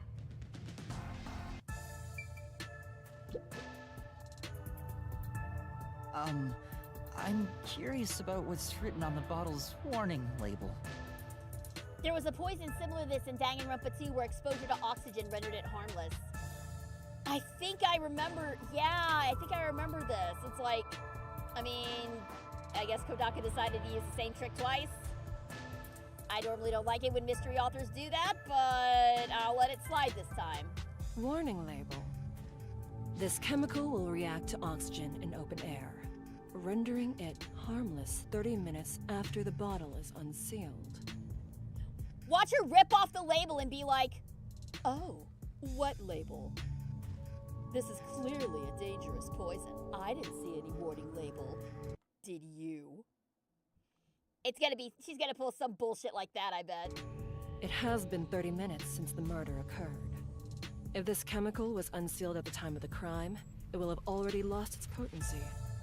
Let us check. Oh, she's just going straight for it. Nothing. It seems likely that this poison was used as the murder weapon. All right. Special property poison. Which means the crime was possible only for someone at the school with access to the chemistry lab. However, this fact does not contradict her being the killer. Wait, no! I am well aware that many of Etheria Academy's students are children of those affiliated with Amaterasu Corporation. However, that cannot be used as an excuse to bend the truth. Criminals must be punished as criminals. For that is justice. Now be gone. Any additional interference, and you'll be arrested as well. No, this game is not on the Switch 2. It is on the Switch, but not the Switch 2. Take her away, and dispose of the corpse on stage before it rots. Corpses spoil so quickly due to the rain and humidity in this town. Why? There must be a mistake. It wasn't me. That's right, she's not the killer! Please, listen to me! I warned you not to interfere any further. She swapped out the contents of the bottle before the play began. And the incident occurred more than 30 minutes into the play. If the chemical used in the crime becomes harmless after 30 minutes, then it's impossible for her to be the culprit. I see. How logical and beautiful. There is beauty in being logical with all things, much like the golden ratio. Like gazing upon a flawless art piece, and the more delicate it appears, I don't like the bit of drool that's coming from her character portrait. the more excited I become envisioning the moment I pulverize it! Oh, God, okay. Yep, we got another crazy one. Huh? Logic is meaningless in the face of ultimate power! It is nothing but a glass ornament beneath an iron hammer! No! I'm so excited! What's with her? Oh, God. I guess all the Peacekeeper higher-ups are perverts without exception. Now, my soft and fragile-looking student, your play acting as a detective is over. Play acting? If you intend to continue interfering with our justice, then you will be pulverized. Help me, Yuma! Yuma? I've heard that name somewhere. Uh-oh. Run! No, never mind. I don't know a little girl like you. Play acting as a detective? Oh, wow. I think this is kind of a testament to how good Desuhiko's disguise is. If the freaking Peacekeeper who just saw him not too long ago can't even recognize him, even with the same name, I think that's a testament to how strong Desuhiko's disguises are. Don't talk to me about the golden ratio. You're no Jiro Zabelli. Oh God, I need to see Steel Ball run, man. I need to see it. She's Yomi Hellsmile's right hand. Being crazy is a requirement. I mean, yeah, you have to be unhinged to be a Peacekeeper. To willingly turn such a blind eye to justice. Yeah, you gotta have screws loose. That is Ginny Yorikobi as Martina, aka Vanilla the Rabbit. We call that range. And props to her for giving me the icks as this character. Yeah, same here, Myers. I also have the icks right now from her. Ugh. It means either the disguises are that good or the Peacekeepers are that incompetent. Or both! Why not both? She's right. What am I doing? I've mistaken detectives for superheroes. Justice is a matter of opinion. With enough conviction, anything can be considered justice. It's only an assumption, completely worthless and completely powerless. No, Yuma! Don't do this to yourself! Hey, I told you all students must wait on the lower level. Stop wandering around and go join the others.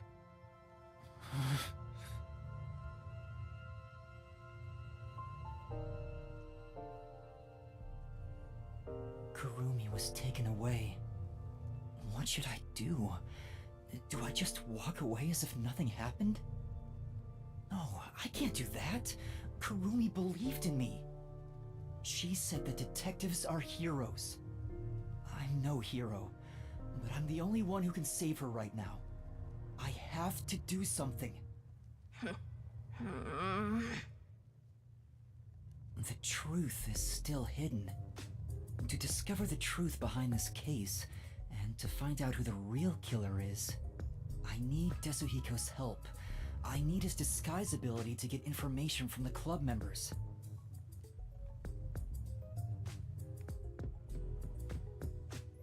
Alright, but is this Desuhiko or is it the teacher still? Oh, Oh, you're that cutie who was with Kurumi. What are you doing here? If you don't go underground, they'll be mad at you. Yeah. I was called for questioning, but now I'm heading back. Let's go together. Oh, it's fine. I'll be right there, so go on ahead without me.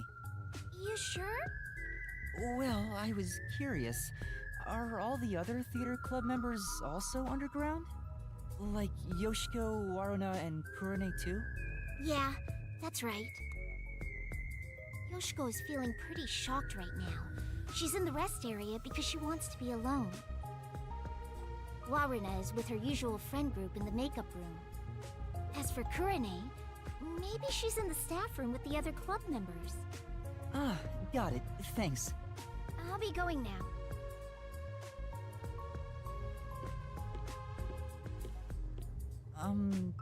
Teacher? I'm sorry. My student is distressed, so please excuse us for a moment. You okay, Yuma? I'm fine, but Kurumi got caught by the Peacekeepers. Are you serious? What are you gonna do? Desuhiko, can you lend me a hand investigating this case? Don't tell me you want to keep investigating behind the Peacekeepers' backs. I know it's reckless. The chief even told me not to, but this is something I have to do. also, the chief is kind of a putz anyway, so I'm not really listening to what he has to say. You gotta save the woman you love, right? I totally get it. No, it's not like I love... My man. Oh! Usually I'd help you out of sheer respect alone. Oh, he almost said the thing! He almost said the Carne special! That is literally how I signed all of my autographs this weekend. I signed them with, it's not like I like you or anything. Call it the Carne special. It's not like I like you and want you to pick me over Pinky or anything, okay? Bingo! There you go! The Carne special! Thanks for that, game! But those bastards questioned me already, so I can't move from this spot. Couldn't you make up an excuse to leave? Aren't you good at that? Yeah, I probably could, but I couldn't stay away for too long. Maybe I could slip out in disguise, but that'd put them on high alert and make the investigation tougher. Then what should I do? There's another solution. I'll disguise you, so you can keep on investigating. Okay. You want me to keep investigating in disguise? Yeah, I'll give you a voice changer too. I'll leave this to you. But if this goes on for much longer, we'll both be in trouble. My disguises can't last forever. What? Really? It puts a huge strain on my body. I'm already starting to feel dizzy. Are you okay? Not really. But I gotta do this. It's all to save the love of your life. I mean, saying I love her is a bit extreme, but... Okay, so even though Desuhiko is kind of creeping on other girls, the fact that he is such a bro for Yuma and Kurumi, even though it's under false pretenses, I respect the fact that he's a bro. I respect the fact that he's a bro for Yuma and is a good wingman.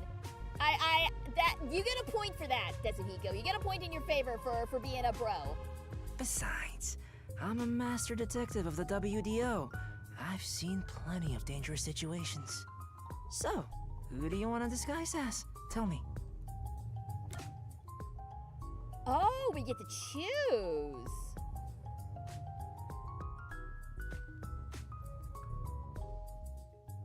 All right. Well, let's just work our way down the list. We gotta do all three. I want to disguise as Yoshiko. So, you want to be the star candidate of the theater club. She's known for being an honor student, right? So, you know all about her. Why do you think I wanted her on the school? Once I've seen the face, I never forget it. Just leave it to me. So he's got an idiotic memory, huh?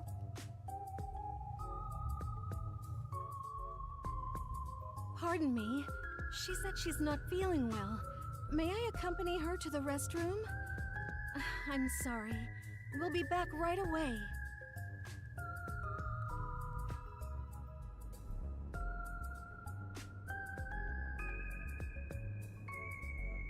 I have some predictions for the girlfriend's voices for season 3. Go ahead. Alright, that was perfect.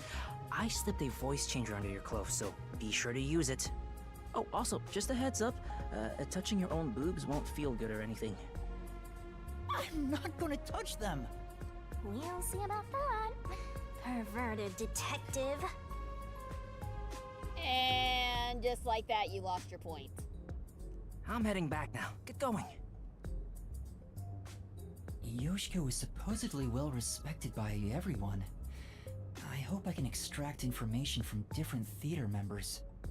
But I better be careful and avoid the real Yoshiko. I think Yoshiko is in the rest area, and Waruna's the makeup room. Kurune should be in the staff room. Alright, so we need to avoid the rest area then. A perverted cross-dressing detective appears. Shut up, Shinigami. The theater hall is currently closed off by Vice Director Martina of the Peacekeepers. All students who are at the scene are to remain in the lower level. You are to stay there as well.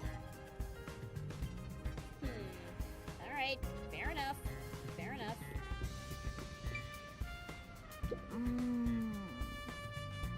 Okay, this one didn't have a voice.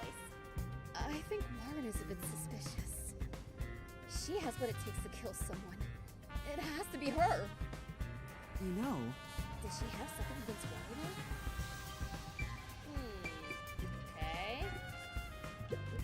Hey, Hey! What are you milling around there for? Get back underground! If you don't get down there, I'll take you in myself! Damn kids. Okay, yep, sorry. the theater hall, all students... Alright, we need to find... Just gonna talk to everybody out here. For Natty, I was thinking Hayden Davio. That'd be a good pick. Yamame, don't know who specifically. Imagine her having an Irish accent. Interesting. Marissa Durin voicing Keisha. Well, Marissa was already in the show as a member of the dinosaur baseball team, but there's no rule saying that they can't do two. I gotta head to bed now. Got work in the morning. Sorry I can't stay for long. Why else are you even dressed up like that? Hush, Shinigami. Thanks for tuning in, Autumn. Be sure and come back anytime. Glad to have you here. Oh no, someone else has died at school? Why is this happening? Could this be Aiko's curse? I'm sure it's not a curse. But who could be responsible? Alright,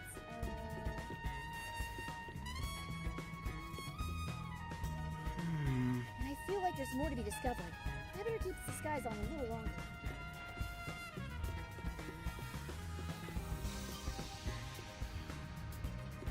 Okay, so nothing here. Down here. What is it? What is it? You need something from me?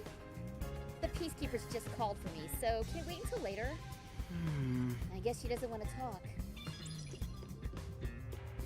Maybe nod to Yoshiko. She may talk to somebody else, though.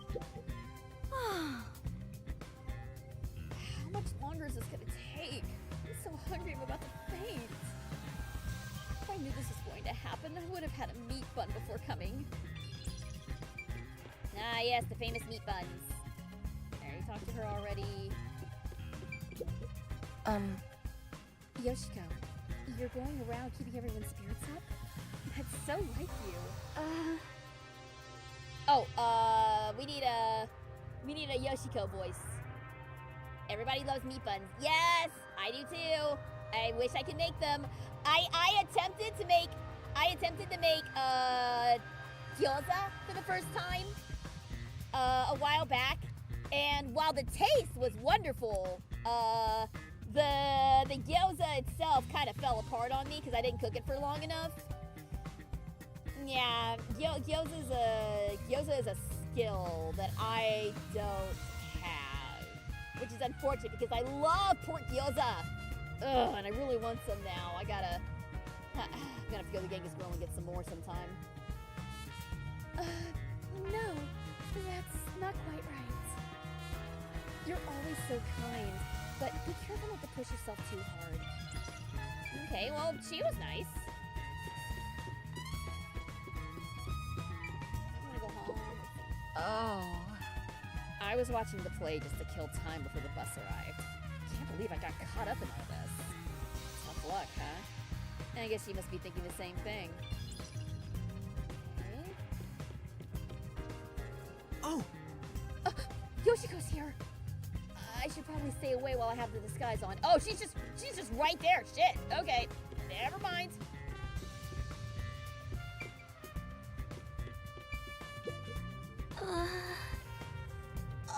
Yoshiko! Karen was poisoned. Was it because I... Hey, it's okay. It wasn't your fault.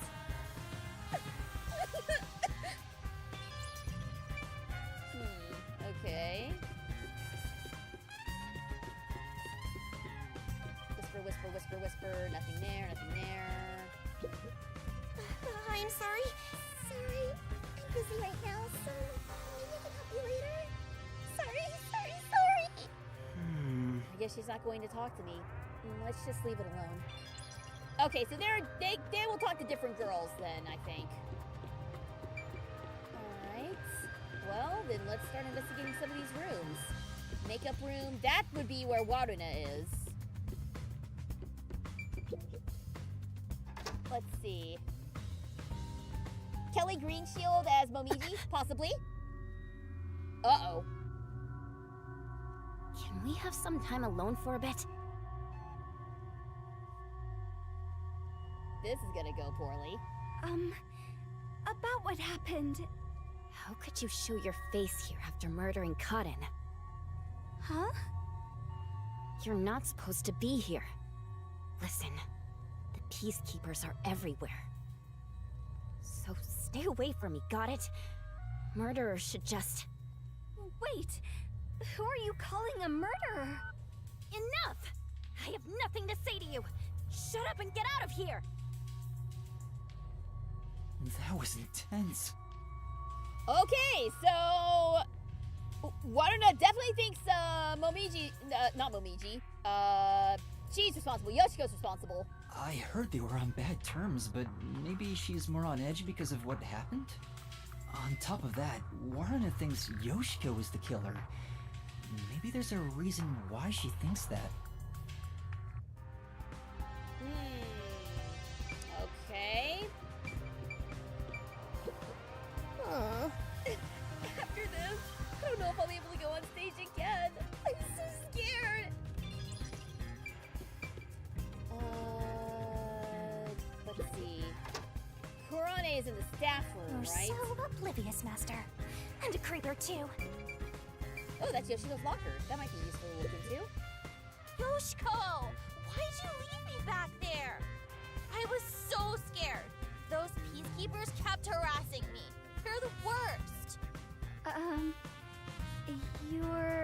I watched from above the whole time. I saw Karin die. Okay, honey, pull my arm away from your chest, please. Oh, I'm going to have nightmares about this. I'm so scared. Can we walk home together today? Please? Yuri ahoy! Hey, if you were watching from above, does that mean you were with Kurane on the lights? I was. Why are you asking me this now? Then tell me, did Kurane do anything strange during the performance? Did she carry anything suspicious or do anything out of the ordinary? No. She was the same old unfriendly Kurane. She came to the catwalk before the performance and was there the whole time until the incident occurred. If she did anything out of the ordinary, I would have immediately noticed. Lighting requires perfect teamwork. Though to be honest, it feels really suffocating to be around her. Oh, I wish you were on the lights instead, Yoshiko. Anyway, why do you ask? Oh, no reason. So, Kurane was just her usual self, huh? Yup. I never lie to you. Okay, so there was nothing unusual about Kurane during the performance. She went up the catwalk before the play and stayed there for the duration. Remember the Duel of Poisoned Cups part, where they shuffled the cups?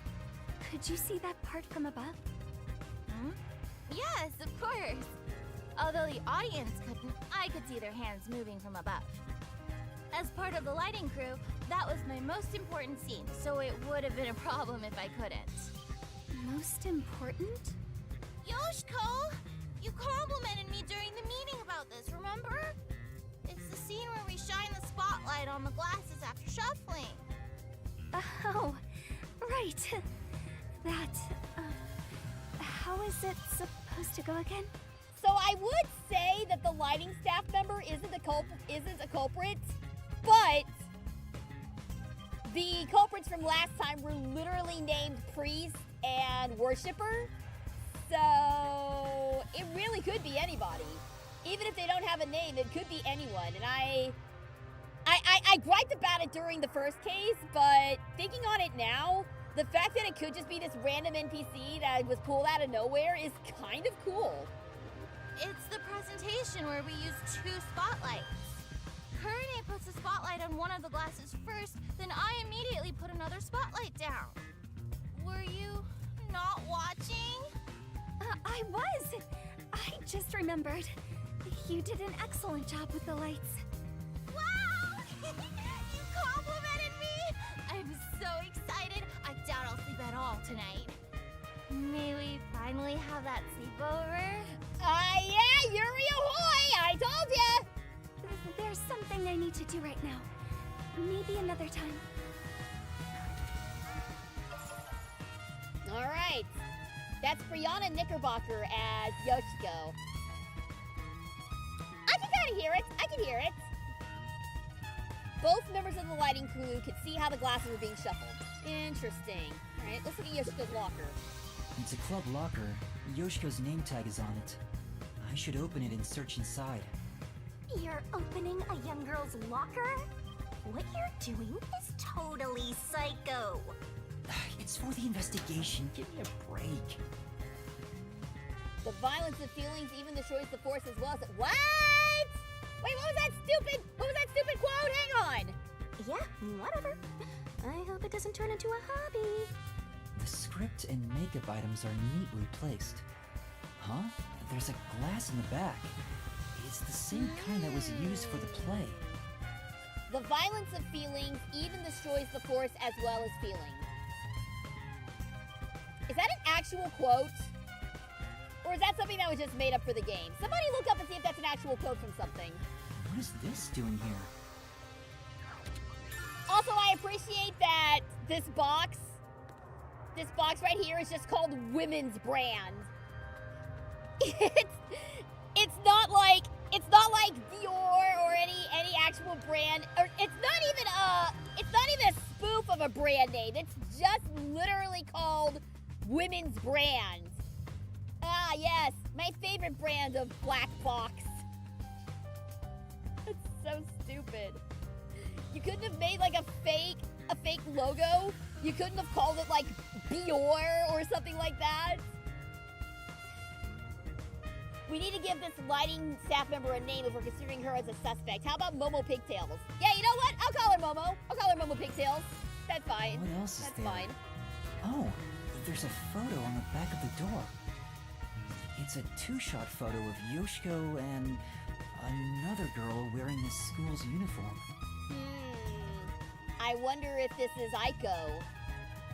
Who is she? And look who's torn out. So I wonder if that's supposed to be Waruna on the right and Kurone on the left. And it was just torn. This has got to be Aiko. I mean, I don't know who else it could be. Women's brand is the most generic name anybody could think of. It's really stupid. It's stupid and I kind of love it. The photo cutout is of Yoshiko and another girl wearing the same uniform.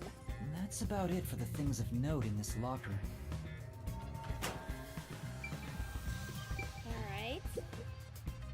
Hey, do you have a moment? I want to talk about what happened. Yoshiko? What's wrong? I'm sorry. It's nothing. Excuse me. She suddenly fell quiet. I guess I shouldn't question her anymore. She looked like she wanted to say something, but maybe it's something she can't say to Yoshiko. Maybe she'll talk if I'm disguised as someone else. Maybe. So that's Karen's locker. That's Waruna's. We probably can't check out Waruna's locker. Hey, it's Yoshiko. What's wrong? Oh, it's nothing. What's going on? Is there something they don't want Yoshiko to hear? Clearly. I just realized what day it is.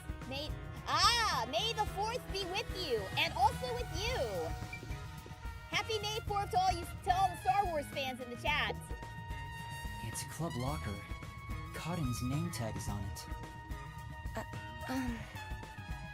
That isn't your locker, Yoshiko. Huh? Oh, you're right. Did you forget? We talked about this during the last meeting. Using someone else's makeup will lead to fights, so we aren't allowed to open other people's lockers. So how are we gonna get in the Karen's locker then? The situation is bad enough already, so please don't do anything that could start more fights. Right. Sorry. Okay, good to know. That's Kurene's locker. Alright, Kurene, are you also gonna yell at us? You managed it well. Huh? What do you mean? You're getting good at playing dumb, too. Are you practicing for the Peacekeepers? You really are the top actress after all. Are you talking about what just happened? You really want to say that so loudly? Don't worry. I know how to keep a secret. She seems to believe Yoshiko is the culprit from the way she's talking. Is there something about Yoshiko that makes her think that?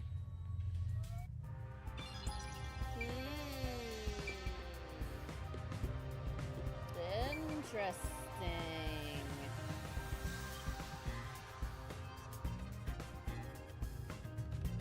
Aww.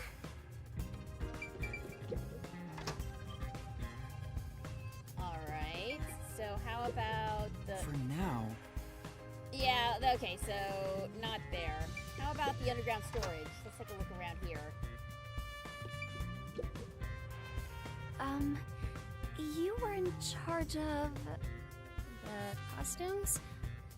You're acting like this is the first time we've met. Do you not remember me? Well, people call me the ghost member all the time. I'm here every day, but no one notices me. Well, at least I'm not as bad as Kurene. But she stands out a lot when she's on stage. Could it be she acts a certain way so she doesn't stand out on purpose? Does Ghost Member need a name? Also, Kurune is voiced by Laura Stahl, Mommy in Rent-A-Girl. Ah, I haven't watched Rent-A-Girlfriend. Hello, Cadmos. Welcome, welcome. Haven't seen you in a while. Good to see ya. Ghost member. Why don't we call her Alice Phantom? Let's just call her Alice Phantom. What do you think, Yoshiko? I'm not so sure. She's quiet. Maybe she's not on good terms with Yoshiko. Well, she was talking up Kurune, so maybe Kurune's the one to Even come if in. I figure anything out, I'm not telling you. Water gun prop. A gun? Oh, it's just a water gun. There's a hole on top for adding water. Also, I have never seen a gun with a yellow handle and a blue trigger. Come on now. That's the prop we used in our previous performance. You did a wonderful job. Thanks.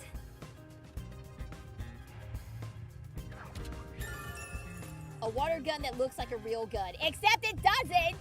There's a hole for adding water on the top. Was the water gun used as the... Could they have put poison in the water gun and used it like that to apply the poison? There would still be splash damage, but you could at least control it if you were, depending on how hard you pulled the trigger.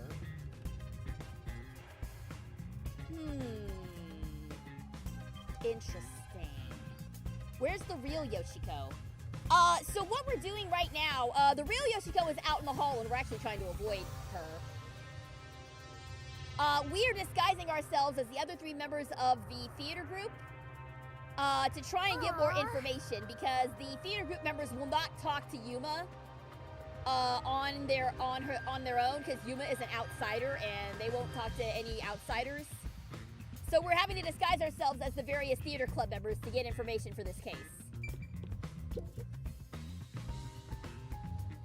Oh, what should I do? I'm gonna get yelled at. What's wrong? Yoshiko, I'm so glad you're here. Yuma is sus among us. No! Yuma's not sus! Oh no! Hello, Pepla! Welcome! Thanks for tuning in tonight! Is there a problem? Yes, well, we're missing a prop glass. Oh! Could that be the glass that was found in Yoshiko's locker? A glass? You mean for the stage? Yes, you're the one who prepared it for our play today. Oh, did I do that? Huh? Did you forget? We originally planned to use wine glasses, but their thin stems break so easily. So last time you bought 4 others, including the backups. Oh, right. 2 backups were on the prop shelf, but there's only 1 of them now. Okay, so maybe it really was a treated wine glass then. So my original theory stands. My original theory still stands that there was a poisoned wine glass floating around. But still, to get Karen specifically is hard unless the goal wasn't to get Karin, but was to just get one of the theater members. It didn't matter which one, if it was Karin or Warida, excuse me. It didn't matter which one it was. As long as one of the theater members died, then the killer accomplished their goal. So maybe it was that. Maybe it didn't have to be Karin who died. Maybe it could have just as easily been Warida. I don't know. I'm just spitballing ideas here. I'm spitballing theories here. The detective brain is working hard today. I try not to miss Raincode. Oh, thank you! I'm glad you're enjoying this game. I'm very much enjoying this game. I'm glad you guys are as well. Is Sarah Ann Williams in this game? It sounds like her. She could be one of the additional voices. The girl that we're playing as right now, Yoshiko, is Brianna Knickerbocker. Oh, where could it have gone? Okay, could the glass in Yoshiko's locker be the missing one? Speaking of, I want to ask if you're the one who set the glasses up on the stage. Yes, I was. Did you notice anything strange with the glasses at the time? No, they were spotless. We can't let anything happen to the glasses our actors use. I see. Thanks.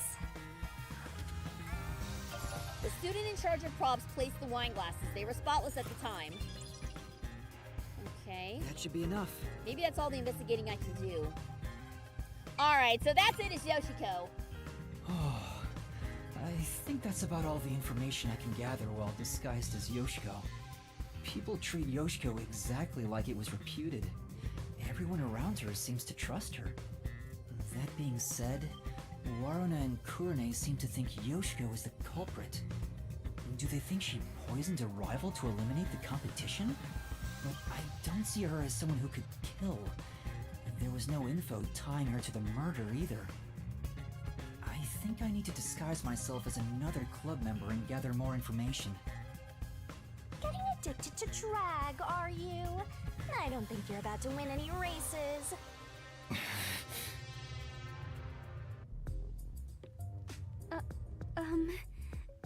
Teacher?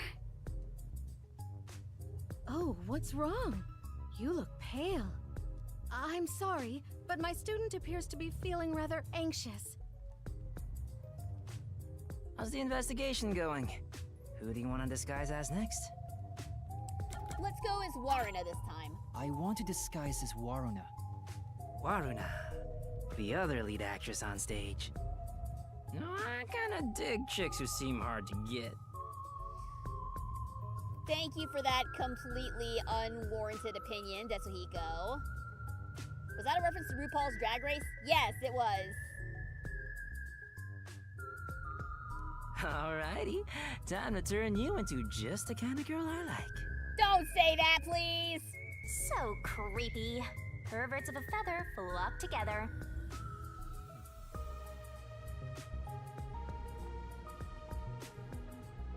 Whoa, huh? What was that about Waruna's secret? Alright, that's perfect. In fact, I'd totally bang you right now. If you're okay with No, it. no, no, no, no, no, no! Hey, hold on! That's completely out of line! I'm a superstar detective. Social norms don't apply to me. I refuse to hold myself back. But we can save the fun for later. Go investigate. Waruna is supposed to be feared by the other members. I hope I can still get some information from them. But I better make sure I don't run into the real Waruna. Yoshiko is in the rest area, Waruna the makeup room, and Kurone the staff room, right? Alright, so let's see how differently Waruna gets treated.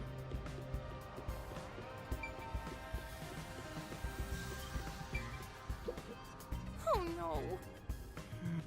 Okay, so I don't think we're gonna get any different info until we start going downstairs. Huh?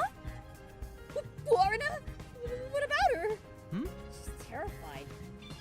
Okay, so she's just straight up scared of Waruna. Alright.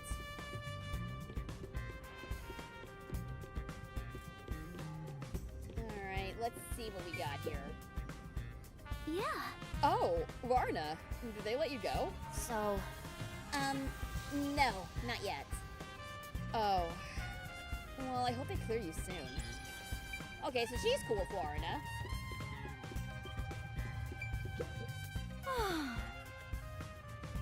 Alright, so hungry students. This may be my opinion, but girls don't walk like this. What, like this? Well...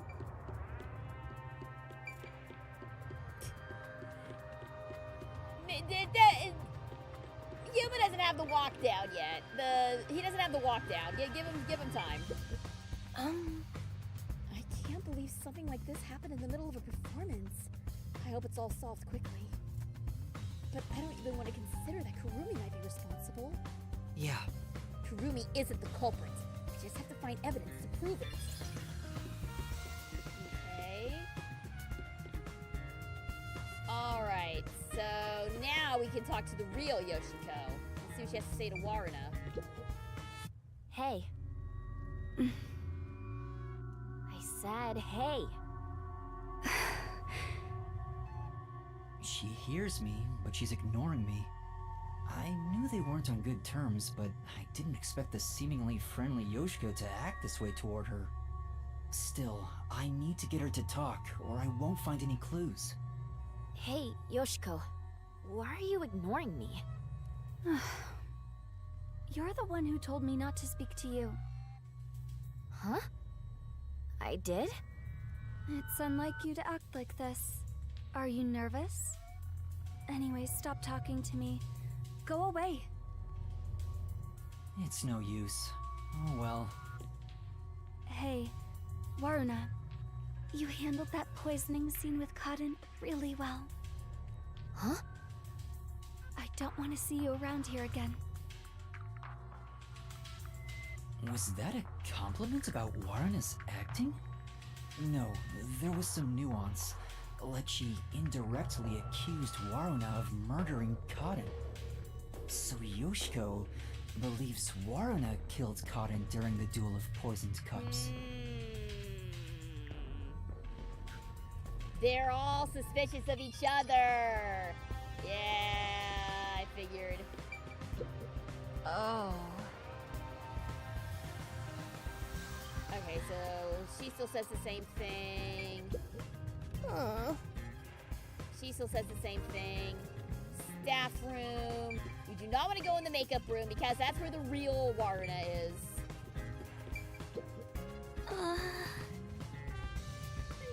That's true. That's expected given the Peacekeeper's involvement. I skipped that, sorry.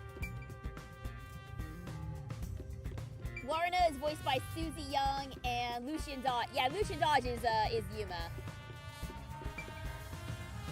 Okay, so stay out of the makeup room. Whisper, whisper, whisper. I'm sorry. Sorry, I'm busy right now, so maybe I can help you later. Okay, so she's not gonna talk to me. Alright, so to underground storage.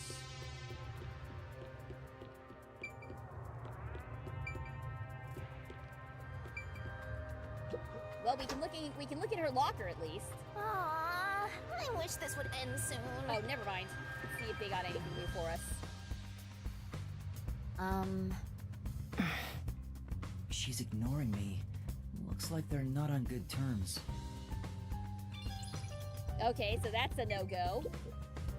Oh, Waruna, what brings you here?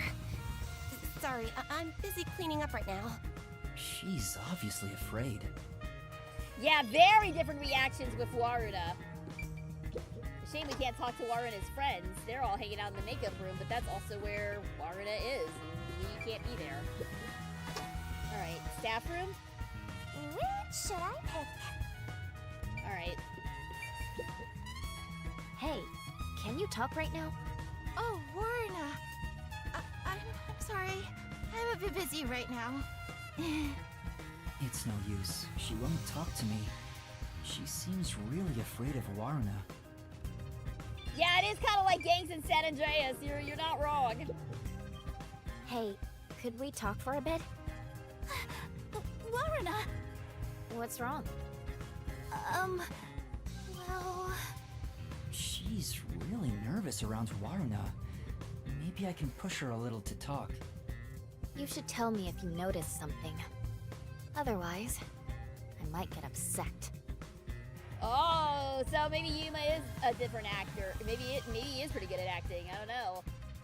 Yeah, this is a disguise. We disguise ourselves as Waruna. Sorry. There was one thing I noticed. What was it? It's about Yoshiko. I wonder if she wasn't feeling well. Huh? Why do you say that? I watched from the audience and noticed Yoshiko arrived to the theater hall late. Yeah, I saw that too. Yoshiko always watches from beginning to end, even for the rehearsal performances. Oh, so her coming in midway is weird. Okay. I wonder what could have changed that. What did she do after arriving late? Well, she sat near the right edge of the front row before the blackout. She was still there after the lights came on. She didn't leave her seat once. She looked rather restless throughout the play. Right edge in the front row, and she looked restless. Yoshiko always watches the plays from beginning to end, but for this performance she arrived late to the theater hall. So I'm not sure if the production manager is Erica Mendez or not. Could be. That's what it was. Wait, it's Waruna. Sorry, I'll clean it up immediately. I haven't said anything yet. Warana must be terrifying. At this rate, I doubt I can talk to them. Okay. So let's check Waruna's locker then. This locker has Warana's name on it. It doesn't seem to be locked. Going through a high school girl's locker while claiming it's for an investigation is what a criminal would do. Ah, so she's a rock and roller. I'm not a criminal. I'm a detective. Well, a trainee. It's crammed with music and theater magazines. Huh? Is this a diary? But it's locked. I can't open bummer. it. I don't see a key. Then again, I don't really want to peek into a diary. What do you mean you want to peek into a diary? You're a detective! This is literal gold mine for you, dude! Whatever. Hello, silly sister! Welcome, welcome! Thanks for tuning in. We are playing some Rain Code. We are investigating the theater killer. A girl mysteriously died while in the midst of a dress rehearsal, and we're trying to find out what happened to her. Let's put it back for now. I don't think there are any other clues. You're just not trying hard enough. Alright. So I wonder if Kurane is gonna suspect this as well. What do you want? Can't you tell I'm trying to blend into the wall as best I can right now? Don't talk to me. It's about what happened. I didn't expect you to bring it up. Fine. There is something bothering me about it anyway. What's that? I watched the glasses get shuffled while I was above set. Wasn't it slower than usual? Was it? Why did you go so slowly? Oh, she did it slower than normal? I was just doing what I usually do. Uh-huh. Doing it like that makes it super obvious what you were trying to do, you know. Huh? Whatever. Does she suspect something? Kurane thinks Waruna took advantage of the duel of poisoned cups to kill Kaden? Yeah, no, everyone is suspecting everybody.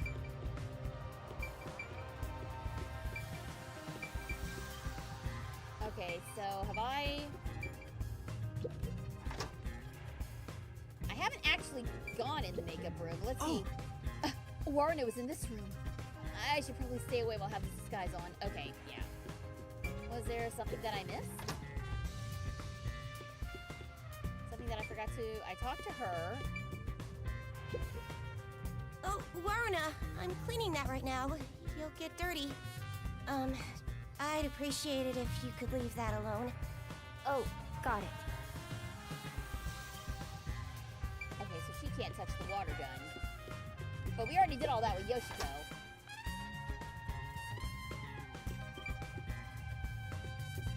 Okay, so staff room, storage room. Oh. Oh, shit! It's the real Waruna. It'd be trouble if we ran into each other. I should hide.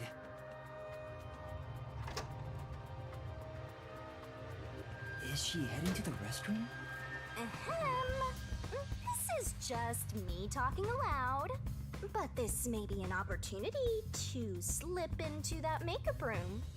You might be right, but it'd be terrible if I'm caught. I'm just talking to myself again. But if you don't grow a pair, you'll never become a full-fledged detective. Shut up! I'm just considering my options. Okay, so this is our opportunity. Makeup room, go! Hey, back already? Yeah, I forgot something. Where was it?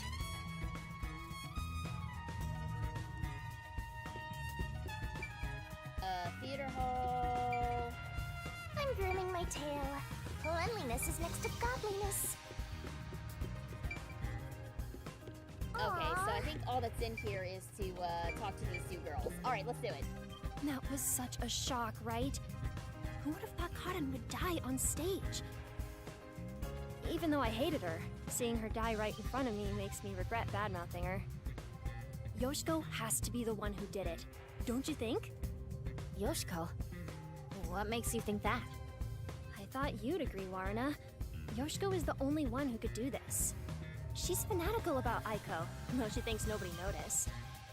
Aiko?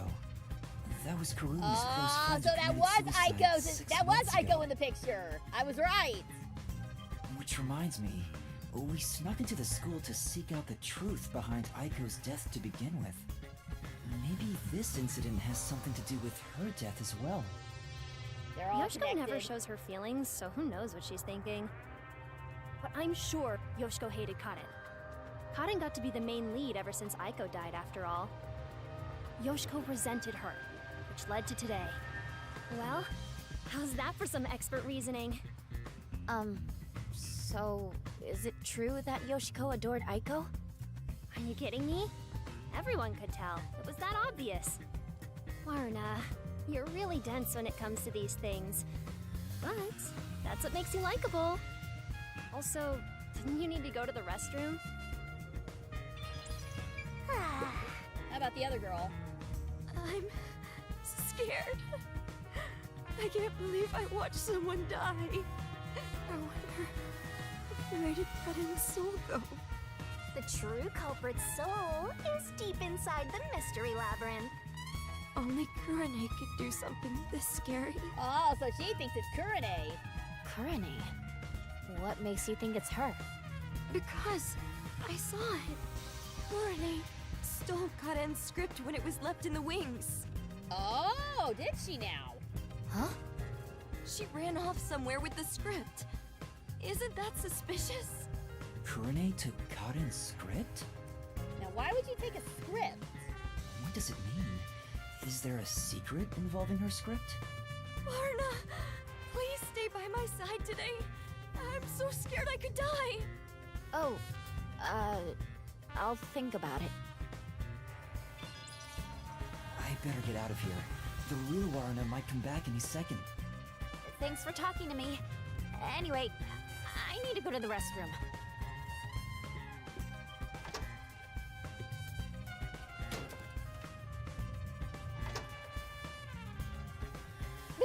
That was super quick, Warna.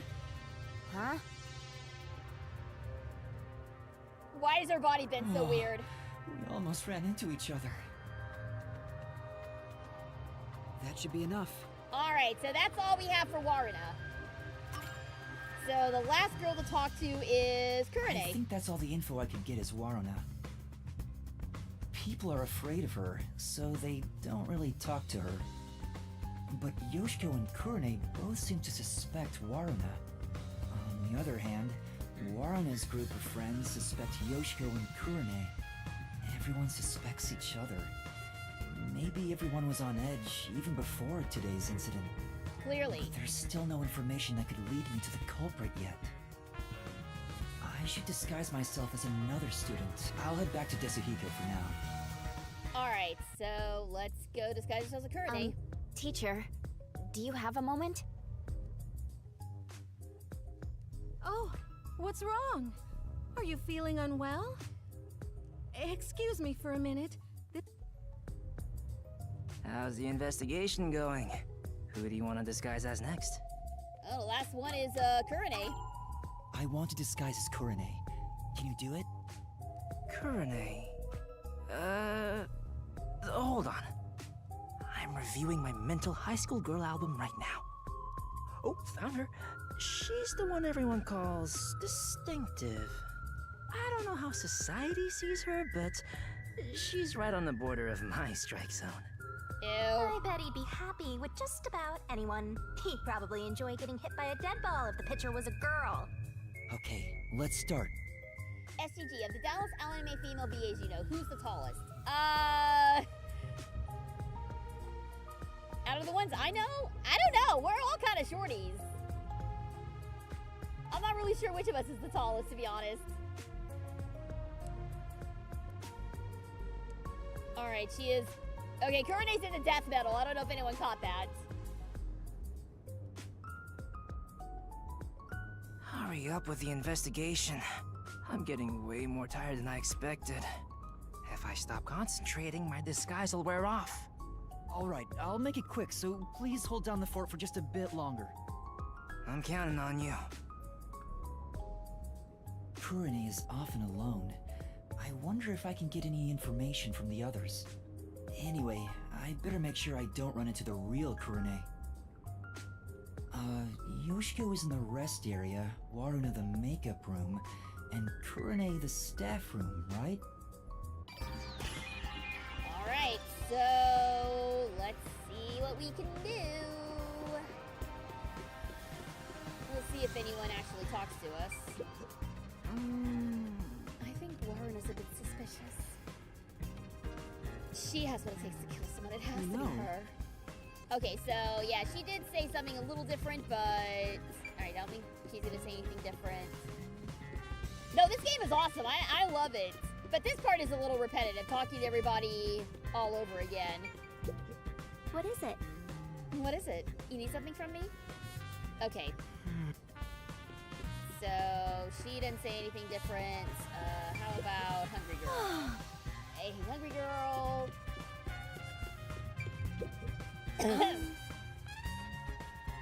Yeah. Okay, she doesn't say anything different. Let's start by talking to Yoshiko then.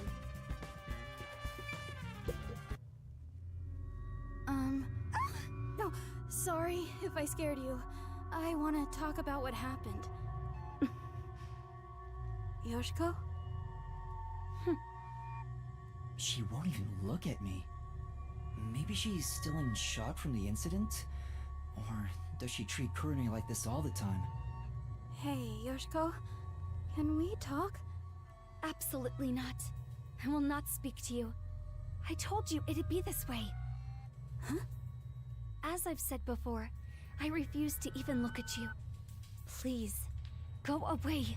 Oh wow, so Yoshiko just wants nothing to do with either one of them. She really hates Kurene. Is there a reason why? I better leave for now.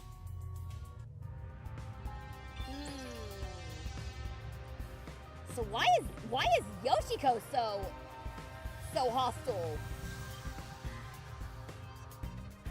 So with Waruna was the one who told her that she didn't want to talk to her anymore. But here, Yoshiko's like, she wants actively nothing to do with Kurene. So I'm starting to wonder if all three of them... I'm wondering if all three of them played a role in Aiko's death. And the stress of keeping that a secret, like, they swore to, like, never tell anyone, and the stress of keeping that secret is causing their friendship to fracture.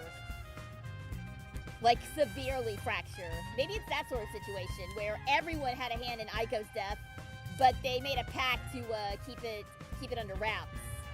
It could be something like that. Hey. Huh? Kurene? Is it okay for you to be walking around like this? You're involved with the case, aren't you? No.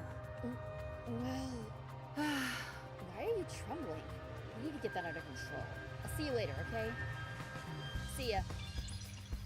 Okay, well, she didn't give us any new information, but she did talk to us. Alright, so... staff room... We can't go in right now because Kurene's in there, for real. What? That was close. I almost ran into Kurene. Oh my god, he just noped out of there so quick! Oh, that was a beautiful nope. That was a beautiful nope. Well done, Yuma. But I need to check inside. I'll just wait for her to leave. Alright, we'll come back to this. That's something from Strong That, yeah. Oh god, I haven't seen Strong Bad in years, man. You're citing some deep lore here. It's like if you walk in on someone changing. Ah, yeah, just immediate. Oh, nope, we're done. Nope, we ain't doing this. All right, time to go get yelled at by Waruna. What are you doing here? Go away! Hold on. I just wanted to... Just by being here, you're a nuisance! Don't you get that? Fine. Damn! She really hates Kurane.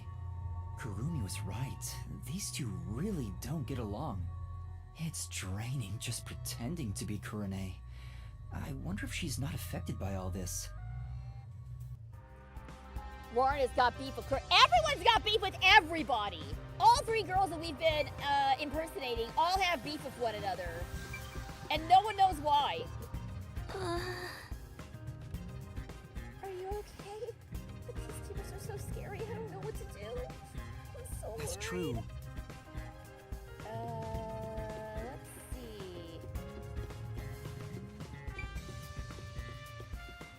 Whisper. Nothing here. What is it? Oh, Kurane, it's you. Oops. I didn't mean to scare you. I told you to keep your head down and stay away, didn't I? With everything going on, I'm getting worried too. Yes. I'm sorry.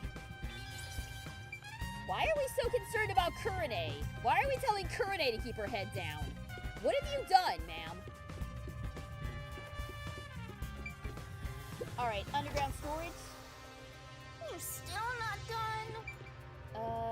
Let's see. Do you want something? I'm busy right now. She's so cold. She refuses to speak to Kurane. Okay. What about you? Are you Oh, cold? hello, Kurane. Is something the matter? Huh. She's actually willing to talk. Maybe she's on good terms with Kurane. Why does no one like Kurane? We're not sure. We're not sure yet. Oh, great timing. I was investigating what just happened. You mean to practice for a role? You did say you wish to play a detective someday. That's amazing, Kurane. You truly are a thespian. Right. So, there's something that's bothering me. What is it? I just Okay. handle the costumes, but is there something you want to know about them? Maybe you think the actors on stage could have hidden poison in their costumes. No, sorry. That'd be impossible. Why do you say that? Because I reviewed both costumes in the wings right before the performance started. If they were carrying anything, I would have noticed then. But what about after you checked? Like if they'd gone to the restroom or somewhere else? And I would check again. Besides, both of them were in the wings the whole time. Oh, really? Though they were performing the whole time, so I haven't checked their costumes since the play began. Well, if they were here the whole time, they couldn't go grab the poison. If that's the case, it would have been difficult for Waruna or Cotton to bring poison on stage. So it wasn't hidden in their clothes then. The costumes were given a final check in the wings right before the performance. It would have been impossible to hide something. Good to know. By the way, Kurane, I still need to organize the costumes here. If you're free, could you help me out? It's hard to do it alone. Help organize the costumes. Wait, if I can use her to my advantage. Taking advantage of a high school girl. You've really hit rock bottom. Well, will you help me? I wanted to have a little chat with you, too.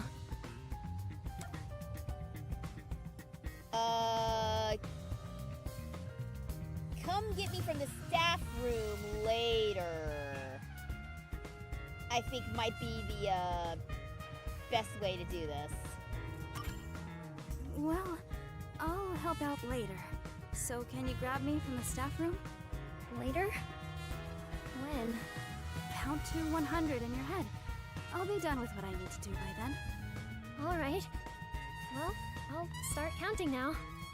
1, 2, 3. I better leave right now. And here she goes. Dance, my puppets, dance for me!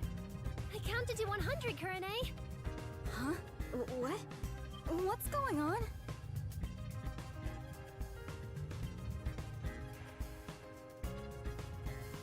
Okay, so now we can investigate. To our heart's Alright, good. content. I'd better check the staff room while I can. Yeah, count to 100. The best stalling tactic of all Let's time. take a break. Alright, first things first, let's check Kurane's locker. It's a club locker. Kurane's name Alright, tag take is care, on it. silly sister. Thanks for tuning in. It doesn't seem to be locked. Miss Kurane gal seems the type who'd booby trap her locker.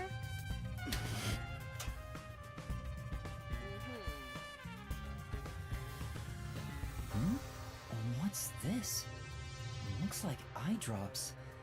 There are so many of them, though. Some for red eyes and for dry eyes. Is this something Kurane usually uses? Doesn't seem like there's anything else of interest. Eye drops, huh? That would be a convenient way to stash poison away. Hey, do you have a minute? Nope. You can hear me, can't you? She's ignoring me. I guess she's not gonna talk. Dang, okay. Oh, Kurane, when did you get here? This reminds me. Thank you for what you did. For what again? You know, how you inspired me with the presentation on stage. Oh, for that one scene, right? You are such a good amnesiac. You have a knack for playing along with no memory. Yeah, the part with the overlapping spotlights after the glasses get shuffled. It expresses how the two characters' fates are intertwined. It was all thanks Man, they to you really that like we that decided lighting to too, go don't with they? this presentation. Kurane, why don't you take over stage direction for our next performance? Yeah, that might be a good idea. Just to confirm, I was the one who suggested the lighting presentation on the glasses? Yeah? What's wrong? You're acting kind of strange today. No, I'm not. Yeah, you are. So it was Kurane's idea to have those spotlights. Interesting. Okay. Two theater club members are whispering to each other. They haven't noticed me. Maybe this Kurane disguise has made me less conspicuous. So, who do you think killed Cotton? It has to be Warana, right? Totally! It's gotta be her! She can never read the room, you know? Like, she doesn't see the other members as people. We're all just stepping stones to her. She thinks she's the main protagonist or something. She basically treats everyone like side characters. I know what you mean. She wouldn't think twice about killing people. They're talking about Warna behind her back. The theater club really is on edge all the time. Yeah, But even if that's how Warren theater was the kids be culprit, sometimes. how did she get cut in to drink the poison? Well, it's gotta be at that one part. The part in the script where Warna gets closer to the shelf? Oh, right after the blackout! It's the scene where she gets the plate, right? She could have secretly snuck in some real poison and added it to the glass or wine bottle. That's it! Waruna is totally the culprit. The scene where Warna approaches the shelf. I guess it is pretty suspicious. Right. Could she have added the poison then? In the upside down glass on the shelf? There is one scene in the story where Warda approaches the shelf. I guess there's not much. We better leave before.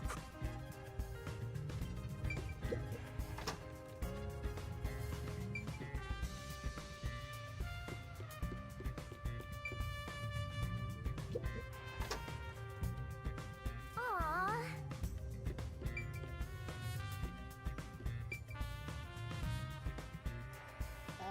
Was there anything else? Still. Oh, That should be enough. Okay, so I just had to investigate that gun one more time. Alright, got it. That's all the information I can gather while disguised as Kurane. Kurane seems a bit eccentric. but she doesn't draw a lot of attention to herself. I was able to get some information thanks to that. Kurane was focused on production this time. She was thinking about the lights presentation. The lights were managed properly during the play. It doesn't seem like she had a I chance will to use save any as soon as poison. I'm able to. I was able to gather more intel by disguising myself as those three, but I still don't have any definitive evidence that proves who the culprit is. I won't get much further just thinking about it, so I should go to Desuhiko for now. Alright, let's see how this goes.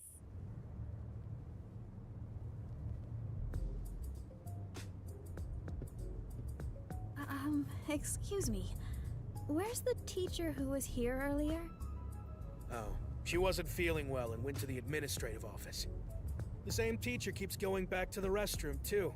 Maybe it's food poisoning. I see. Thank you. The office?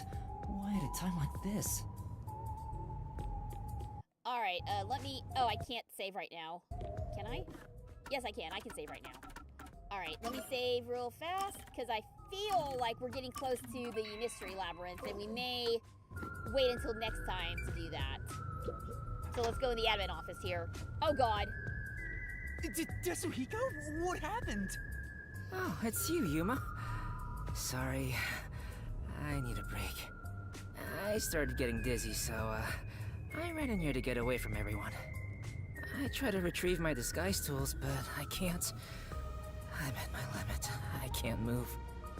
You're that fatigued? Yeah. Now that I think about it, oh, this is the longest I've ever stayed in a disguise. Sorry for making you go through so much trouble. Desuhiko sounds a little like Michael Kovach. A little bit, maybe. Don't worry about it, man. I got to lean on a girl's shoulder on the way here, so really, I should be thanking you. I got plenty of good sniffs in. The more he talks, the less likable he gets. Agreed. So, how'd it go? Any trouble investigating? About that, I gathered some information, but I'm lacking something more definitive. Everyone has something suspicious about them, so I don't know who the culprit is yet. Speaking of which, the Peacekeepers mentioned a past incident that happened at this school. A past incident? You know, the one with Kurumi's best friend 6 months ago? The girl who fell from the school's roof and died. Yes, the whole reason we were here. The Peacekeepers want to pin Kurumi with a murder motive for that incident. They're gonna twist the truth into something that's convenient for them. Oh, come on! At this rate, Kurumi will... You'll save her, won't you, hero? I'm no hero. But if they want to distort the truth, then as a detective, I can't let it slide. And that's how you see it, and you're already a hero, Yuma. There's still time if you hurry. Go and seek the truth that hasn't reared its head yet. But how? The guy snooping around about the first incident is a chubby peacekeeper. Get information out of him and figure out what they're trying to suppress. They won't tell me so easily. Hold on. There is one way it could be possible. How should I gather information? Well, it wouldn't make much sense, disguising ourselves as the chubby peacekeeper. Disguise myself as Martena, but can he use his forte again? Can he use it one more time? He said he was tapped out, so I don't know what Halara's forte would help with this. Oh, Halara's forte can take us back to the scene of the crime. So that actually might be a good way to do it. Halara's post-cognition sure would have helped in investigating the previous case. But we can't leave the school now, so we can't ask Halara for help. Oh, damn it. I have to find another way. Alright, so disguise myself as Martena. That's it! I can get that information if I'm disguised as Martina, the vice director of the Peacekeepers. Looks like you now understand the power of disguises. Well then, let's get started. On second thought... Sorry. I don't have any energy left to disguise you. Yeah, that's what I thought. Huh? I think I'll recover if I take a nap. Well, now what are we gonna do? What do I do? There's no time to wait for Yasuhiko. I need to find Kurumi immediately. It'll be too late if I wait until the Peacekeepers end their investigation. But I can't force Yasuhiko to do a half-hearted disguise. It'd be way too dangerous with the Peacekeepers. Hold hands? Oh, coalescence! What am I supposed to do? Aren't you forgetting about a certain ability? Oh, that's right! What? Don't yell out of nowhere. The Peacekeepers will find us. Hey, Yasuhiko, can you lend me a hand for a little while? Lend a hand? Yeah, I just need you to hold my hand for a bit. Are you serious? But right now, you're disguised like a girl. What if I start to have feelings? Now's not the time for jokes! Hurry, please! Jeez, what's going on? What is this weird feeling? Is this love? Shut up, dude. No! It's a long story, but it's the forte I gained in exchange for my memories. Just holding hands will allow me to use another person's forte. Are you serious? You actually have a forte? Let me borrow your disguise tools. How does it look? Wow! That's the perfect disguise! Not bad. Yeah, we're gonna have to take this punk along with us, unfortunately. Did you really do this, Yuma? You never told me you had such an amazing power. I'm surprised there was a Peacekeeper uniform in your bag. You're so well prepared, Yasuhiko. Wait, but we're holding hands. How'd you put your arm through the sleeve? Anyway, the disguise is over, Debbie, so that's a fair we can point. let go now. You said a chubby Peacekeeper was investigating the past incident? I'm going to go talk to him. And with that perfect disguise, there's so much more you can do. Right. You stay here and rest. I'll resume the investigation. Okay, so we are now playing as Martina.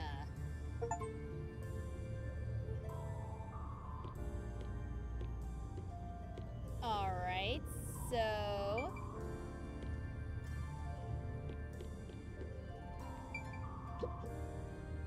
What's This the is- statue for? It's incredible. But does it matter? It's got nothing to do with the incident. It's not like you know that for sure. It gives us detective points. Oh, wait, what? How is What she... other spots are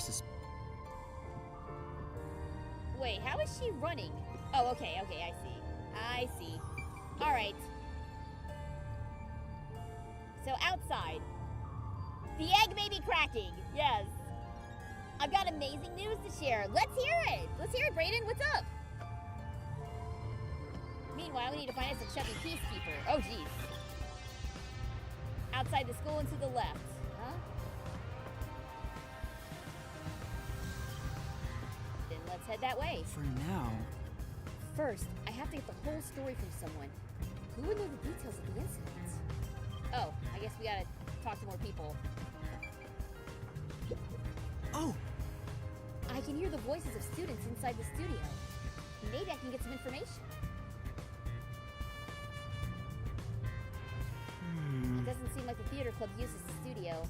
I probably can't learn anything here. Okay, how about multi-purpose room? For now. A multi-purpose room. It might be connected to the case in some way.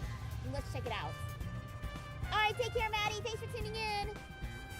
It seems to have gone unused for a while, so it's probably not related to the investigation. Just investigate everything, I guess. Oh! Some dejected-looking students are discussing something in classroom 1-1. They might have some information. Let's find out what they know. Doesn't seem like they know anything about the case. God, it really is like, it is like playing Corpse Party a little bit. Running around a dilapidated school. Huh? Oh, you must be the Peacekeeper's vice director. What are you doing at the school? There could trouble if someone gets too close to the investigation. I should try to keep her out of it. You. Let's see. I was planning on paying for tickets for myself and my friend to go to anime convention. Texted them about whether we should go 1 day or a 3-day pass. They already bought both of us a 3-day pass. Nice! Oh, good for you! I hope you enjoy the con. Which con are you going to? If you don't mind me asking. I'm inspecting the school as a precaution. Keep quiet and stay out of the way. Right, my apologies. I might have gone a little overboard there. Okay. I think at this point... Alright, so...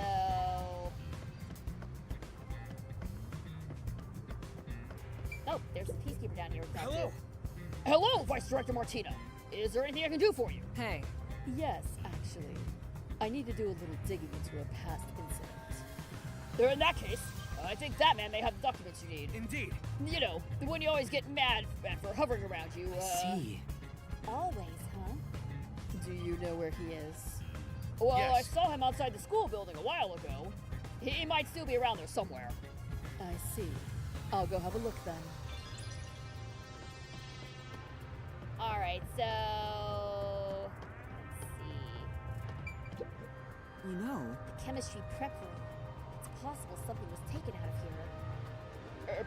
Pardon me, Miss Martino, but do you still have business in the chemistry prep room? Still? Since she's already checked this place out, so I better not arouse suspicion. No, I was just checking the lock. We don't want any students getting in and making a mess. Keep an eye out and ensure there are no suspicious students. Yes, of course! He really is taking to this new role well. Okay, so no talking there. Aww. Nothing amiss with that. Yeah, I'm just making sure I don't miss anything. hey. Do you have a moment? I'm looking for someone. Yes. Vice Director Martina! Who are you searching for? Oh, Crap! I don't know his name. I need to phrase this carefully. The chubby one. You know, the one who investigated the incident here a little while back. Oh, him? He said he was heading to the gym. I'm aware he's something of a handful, but could you at least remember his name? Right. I'll think about it. Okay. It is a little like Ace Attorney Investigations all over again. I must inspect every nook and cranny. This might have gone better if someone else had come here instead of me. Maybe the culprit would have been found by now. no. Now's not the time for self-pity. If I'm going to save Kurumi, I have to give this my all. Alright. I think we can properly head outside now. I like that there was just a little moment for him to just be all woe is me. It's not just an anime convention, it's a comic book convention, gaming convention. I won't say the name because that's... Oh, okay, no, totally fine. I understand. But regardless, I hope you have a great time. That sounds like fun. Alright, Chubby Peacekeeper, heading to the gym. Where is he at? He looks like a chubby This peacekeeper. guy looks so suspicious. Why does he look like why does he look like an Akira Toriyama sort of character? You there. Do you have a moment? Vice Director Martina! Is it time for my punishment?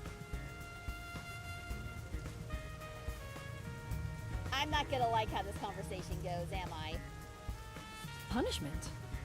Anyway, were you the one investigating the Aiko case half a year ago? Yes, that's correct! Is it time for my punishment? I need to confirm a few things. Can you tell me what you've discovered so far?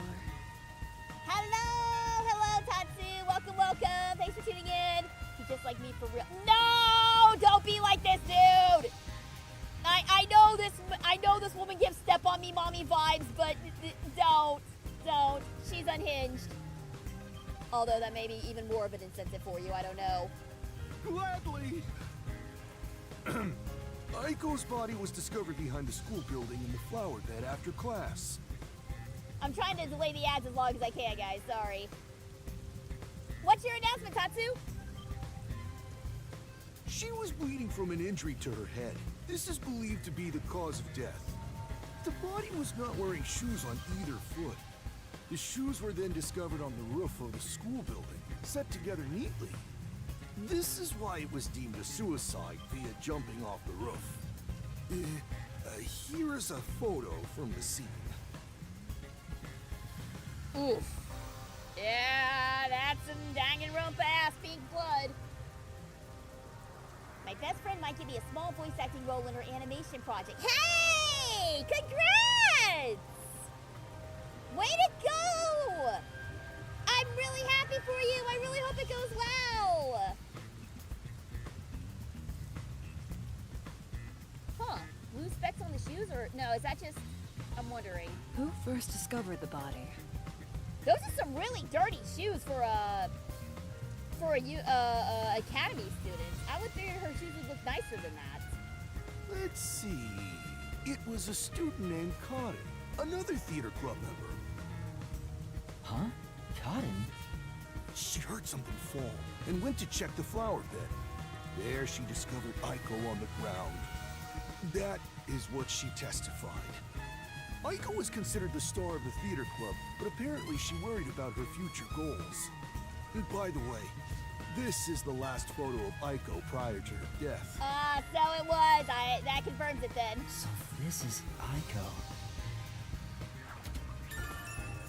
After school, Aiko's body was found in the flower bed behind the school. The peacekeeper seemed a suicide by it jumping off the roof.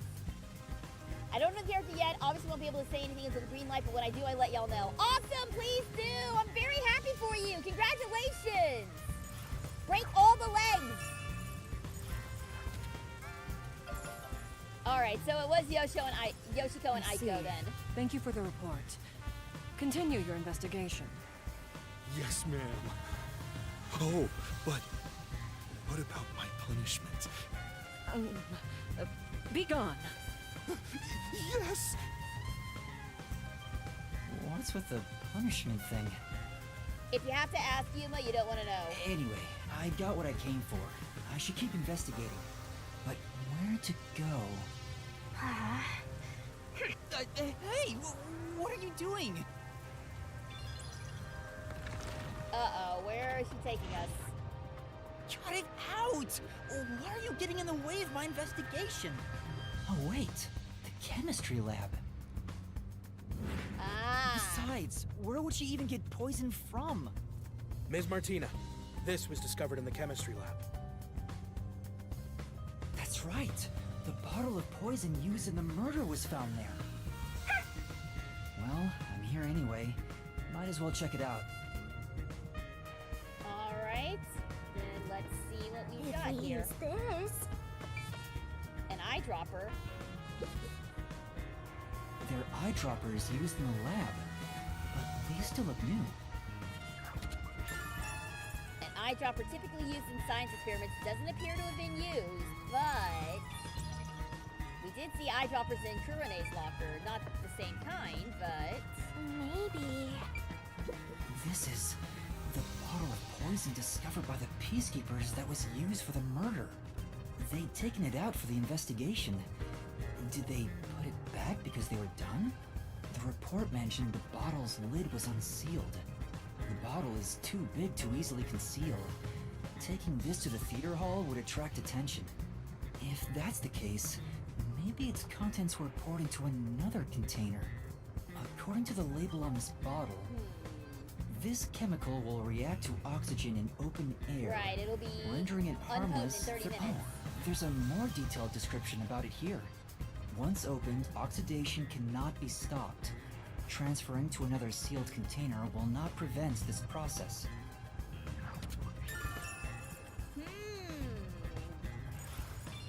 Interesting.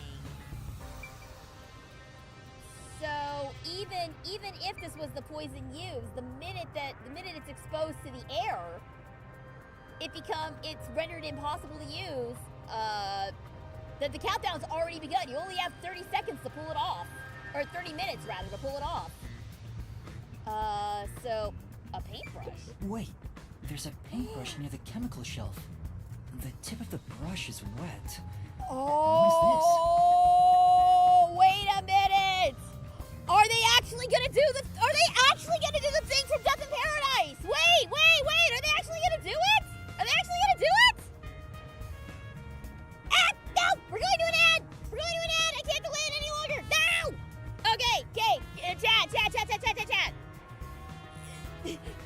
Remind me to explain the Death in Paradise thing, because this is exactly what they use in one of my favorite episodes of Death in Paradise. This is a murder method that I really liked. Remind me in 3 minutes to talk about Death in Paradise, because I think I know exactly what happened here. A paintbrush found next to the chemical shelf in the chemistry lab. Ah! Oh, did they actually do the thing? Oh, that's exciting! It's exciting if that's the case. Ms. Martina, was there something insufficient about our investigation? Had you told me, I would have verified myself. Thank you for your diligence. Tell me, do you have the results from testing for poison? Yes, as I've reported to you already. The poison was only found on the victim's glass. Only the victims? What about the bottle or the other glass?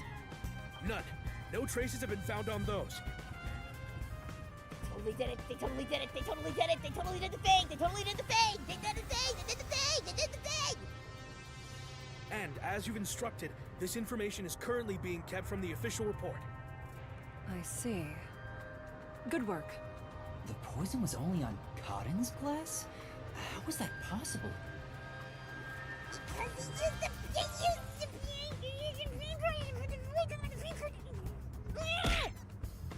Okay, sorry. I know I'm freaking out. Sorry, but this is literally one of the most if they're referencing what I think they're referencing, this is one of the most ingenious murder mysteries that I've ever seen. Alright, no poison was detected in the wine bottle, it was only on the glass. I think some of you may be able to put together what's going on. Not much else that can be checked in the... But it sure is convenient being disguised as Martina. The Peacekeepers keep telling me everything. I should have taken this disguise from the start. Maybe I should keep investigating in this form. Until you run into the real Martina. What else should I look at? Again? Also, I appreciate that Shinigami is actually helping us and pulling weight here. Pulling her weight here. The staff room? I think I already checked everything in there. No, I didn't check everything. There were lockers This is how we I get hadn't into searched Karen's yet. locker. Now that I'm disguised as Martina, I could look through everything.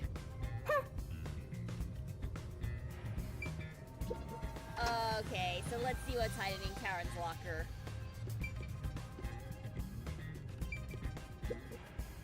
It's Club Locker. Cotton's name tag is on it. I have to open this for the investigation. Do you understand? Huh? Yes. Oh, something fell. Oh, a script. There's something on the floor. It's the script for the play.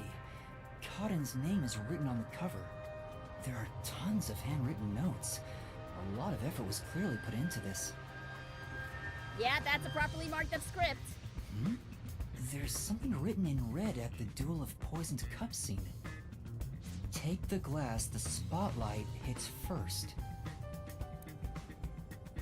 Oh, so that's how they knew which one.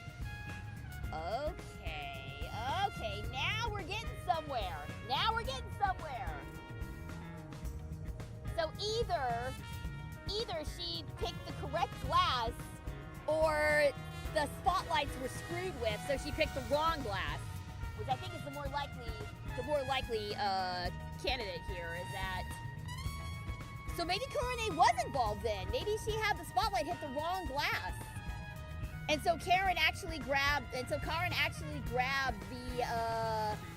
the poison glass because she was intended to. Okay, so now that we're back from the ad break, let me explain to you guys one of my favorite episodes of Death in Paradise and why I got so excited when I saw a paintbrush.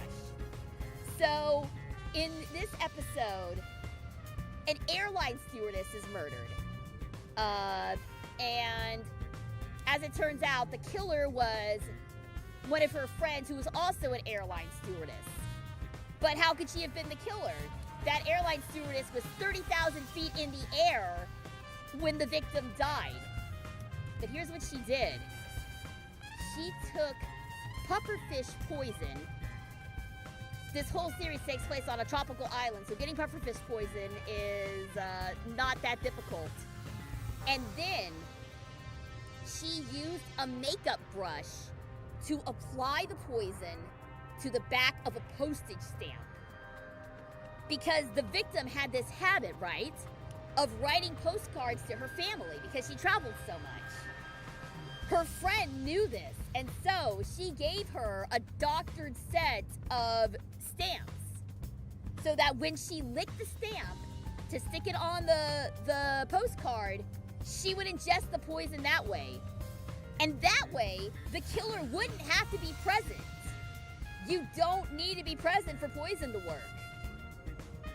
And the fact that they're doing this again with a wet paintbrush and the paint only being applied to Karen's glass, I guarantee you that's how they put it on the glass. They used the paintbrush, they painted Karen's glass with the poison. And then they used some spotlight shenanigans to ensure that Karen grabbed the poison glass.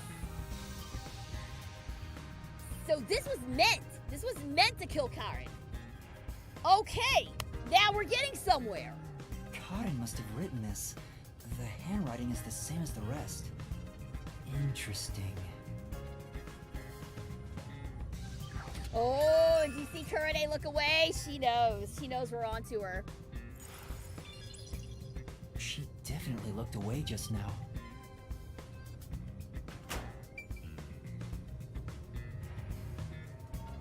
Alright.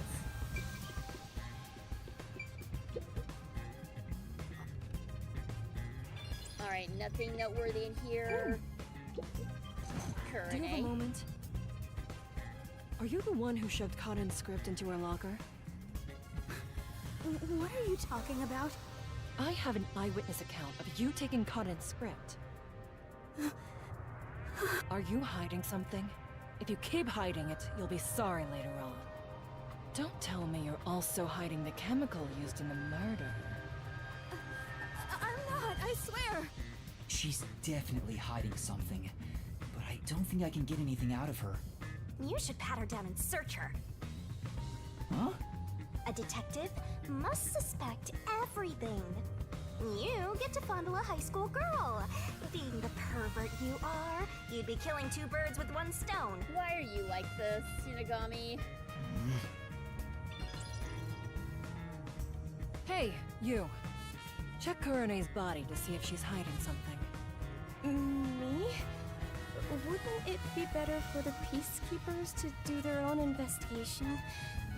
That would, cause some problems. Just do as I say. I'm on it. Oh, there's something in her pocket.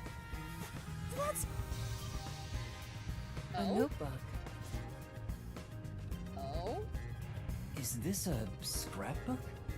There are magazine and newspaper clippings in it.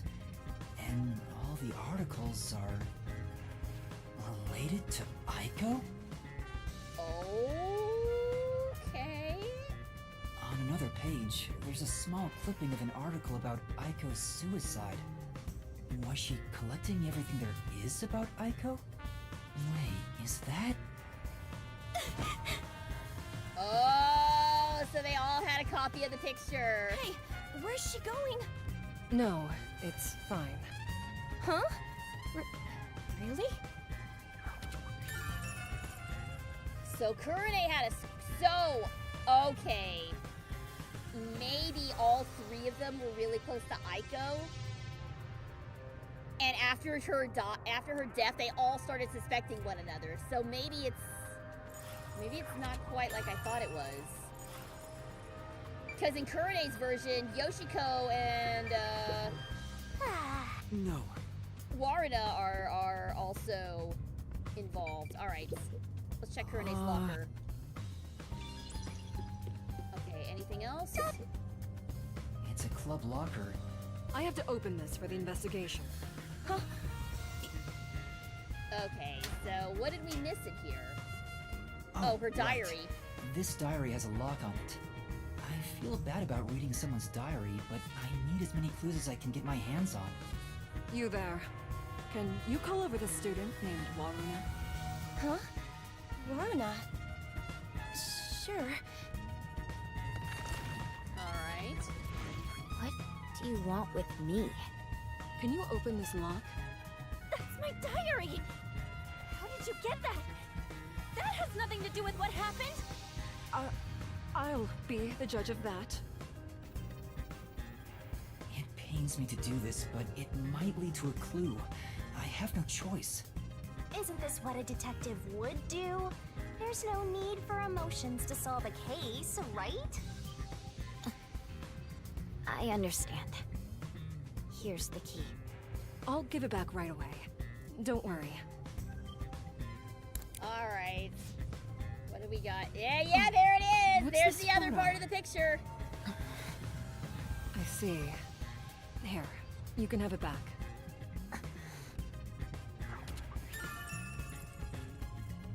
So all of them were friends with Aiko. All of them cared. Alright, that's enough investigating in this form. I should revert to my normal self. It'll get increasingly harder to investigate like this. Forcibly exposing secrets isn't an investigation. It's just coercion. You're such a naive softie. Alright, let's go back to Desahiko. Alright, and that wraps up the investigation. I think we've got everything we need for the labyrinth now. But I get the feeling that we are going to, get the feeling we're going to run into the real Martina very soon.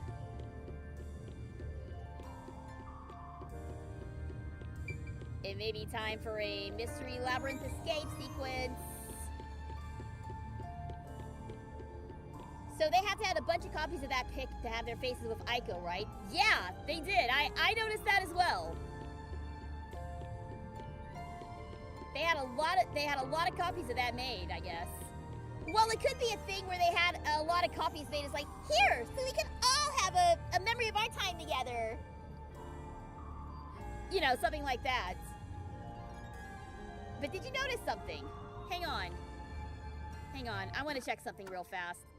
I want to look at these solution keys. I want to look at these photos again. Okay. So there's... So that's Aiko's photo. There's the two shot with Yoshiko. There's the two shot with Warune. And there's the two shot with Kurane. The corners are torn on the tops here. Did you notice that? The corner bits are torn. But it doesn't look like there's anybody else standing behind them, right? As I'm wondering if, like, there was another member. Or if the corners were just torn for funsies. I don't know. That's just something that I noticed. Alright, let's see how this shakes out.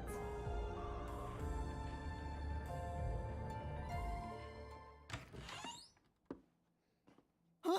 Oh boy, here we go! I knew it! I knew it! I knew it! I knew this was gonna happen! Another elegant and highly intelligent beauty. What a surprise. Although it appears you were unable to copy what is in my head. Put your hands up! You must be the suspicious person wandering around the crime Oh, scene. we're busted! We're I received busted! word of you lurking about, and here we are. Who are you?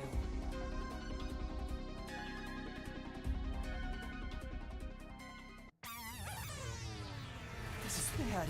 What do I do? At this rate, both of us will be captured. It's time! Y'all know what time it is! Sexy anime girl, ahoy! Looks like you gotta surrender. And that's what you get for getting carried away. Although, if you apologize to me sincerely, I just might... Help! Somebody! What? What are you screaming for? What are you... My imposter is right here! She's carrying a weapon! Hold on! That's the imposter! Oh! Quick thinking! Quick thinking! This teacher and I will evacuate the premises. Eliminate that threat at once. Oh, good call! Hey, now what do we do? I didn't think that far ahead. Let's, go this way. It won't take the real one long it won't take them long to figure it out! We gotta go!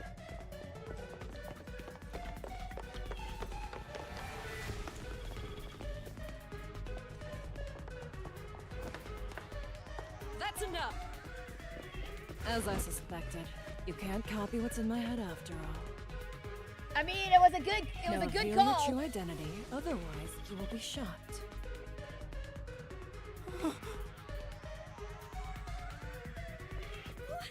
What's going on? Huh? Why is our teacher less? There are two of the same peacekeeper? What is happening? Yuma? Yoshiko, All the Maruna, players are Kurumi, here. Kurumi too. I was so close. I almost figured out who the true culprit is. Now hurry it up. I won't give you a countdown before I pull the trigger. Wait! I'll do as you say.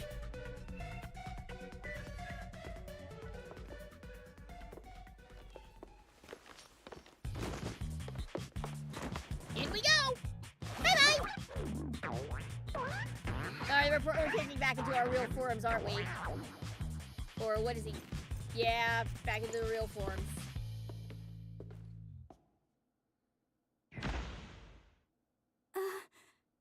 A man? You lot. I see. Detectives from the Nocturnal Detective Agency.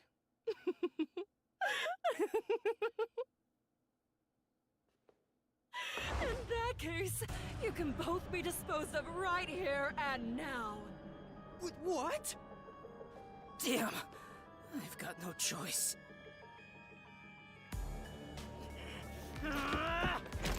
What are you doing? Get out of here, Yuma! Yasuhito, don't be a hero! You got mad? You realize what happened now? You will regret this in hell. Freeze time! Freeze it! Shinigami, help us out! Shinigami, help me! I need your powers! If I have to. Alright! A little magical girl transformation sequence to finish things off! Here we go! It's everyone's favorite part!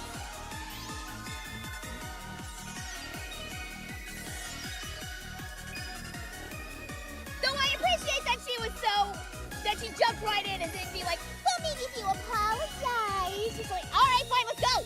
We out! We out of this bitch!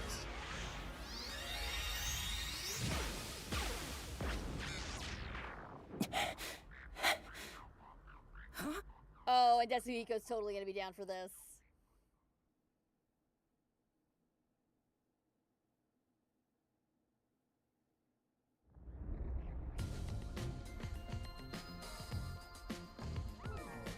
Aw, I did it without thinking. He didn't even get on his knees or anything. Well... Thanks, Shinigami. You saved me. Don't mention it. After all, I'm compelled well to help when people need me. Whoa! What's this? What's going on? Whoops. Looks like we got an unwanted straggler in here. Who are you? More importantly, where do you live? What are your hobbies? What do you think of me? Oh, would you look at that? We have a punching bag! Yep, in he goes! Bye-bye! Down the rabbit hole we go! And Shinigami departs. I mean, we're still gonna have a gun pointed at our head when we come back. Yes, we will save our current progress, and I think this is a good place to cut it for tonight. So, when we come back next week, it will be Mystery Labyrinth time. The murder of Karin and possibly also the murder of Aiko will be resolved. But I will be back at it tomorrow at our normal time of 2 for Date Everything. Also, we have a special collab on Wednesday. We're playing Super Battle Golf with some friends, and it probably won't result in any rage whatsoever. Plus, we got Persona 5 Royal and Gay Lawyer Sunday. We got a packed week, guys, so hope you enjoy it. For now, let's raid. Let's go say hi to Ace. We'll go pop in and say hi to her real quick. If you're bouncing here, thanks so much for tuning in. This is Super Geek Girl signing off. Stay super, fellow detectives, and I'll see you tomorrow for Date Everything. Raiders, get ready to use those raid emotes and stand by. We are raiding.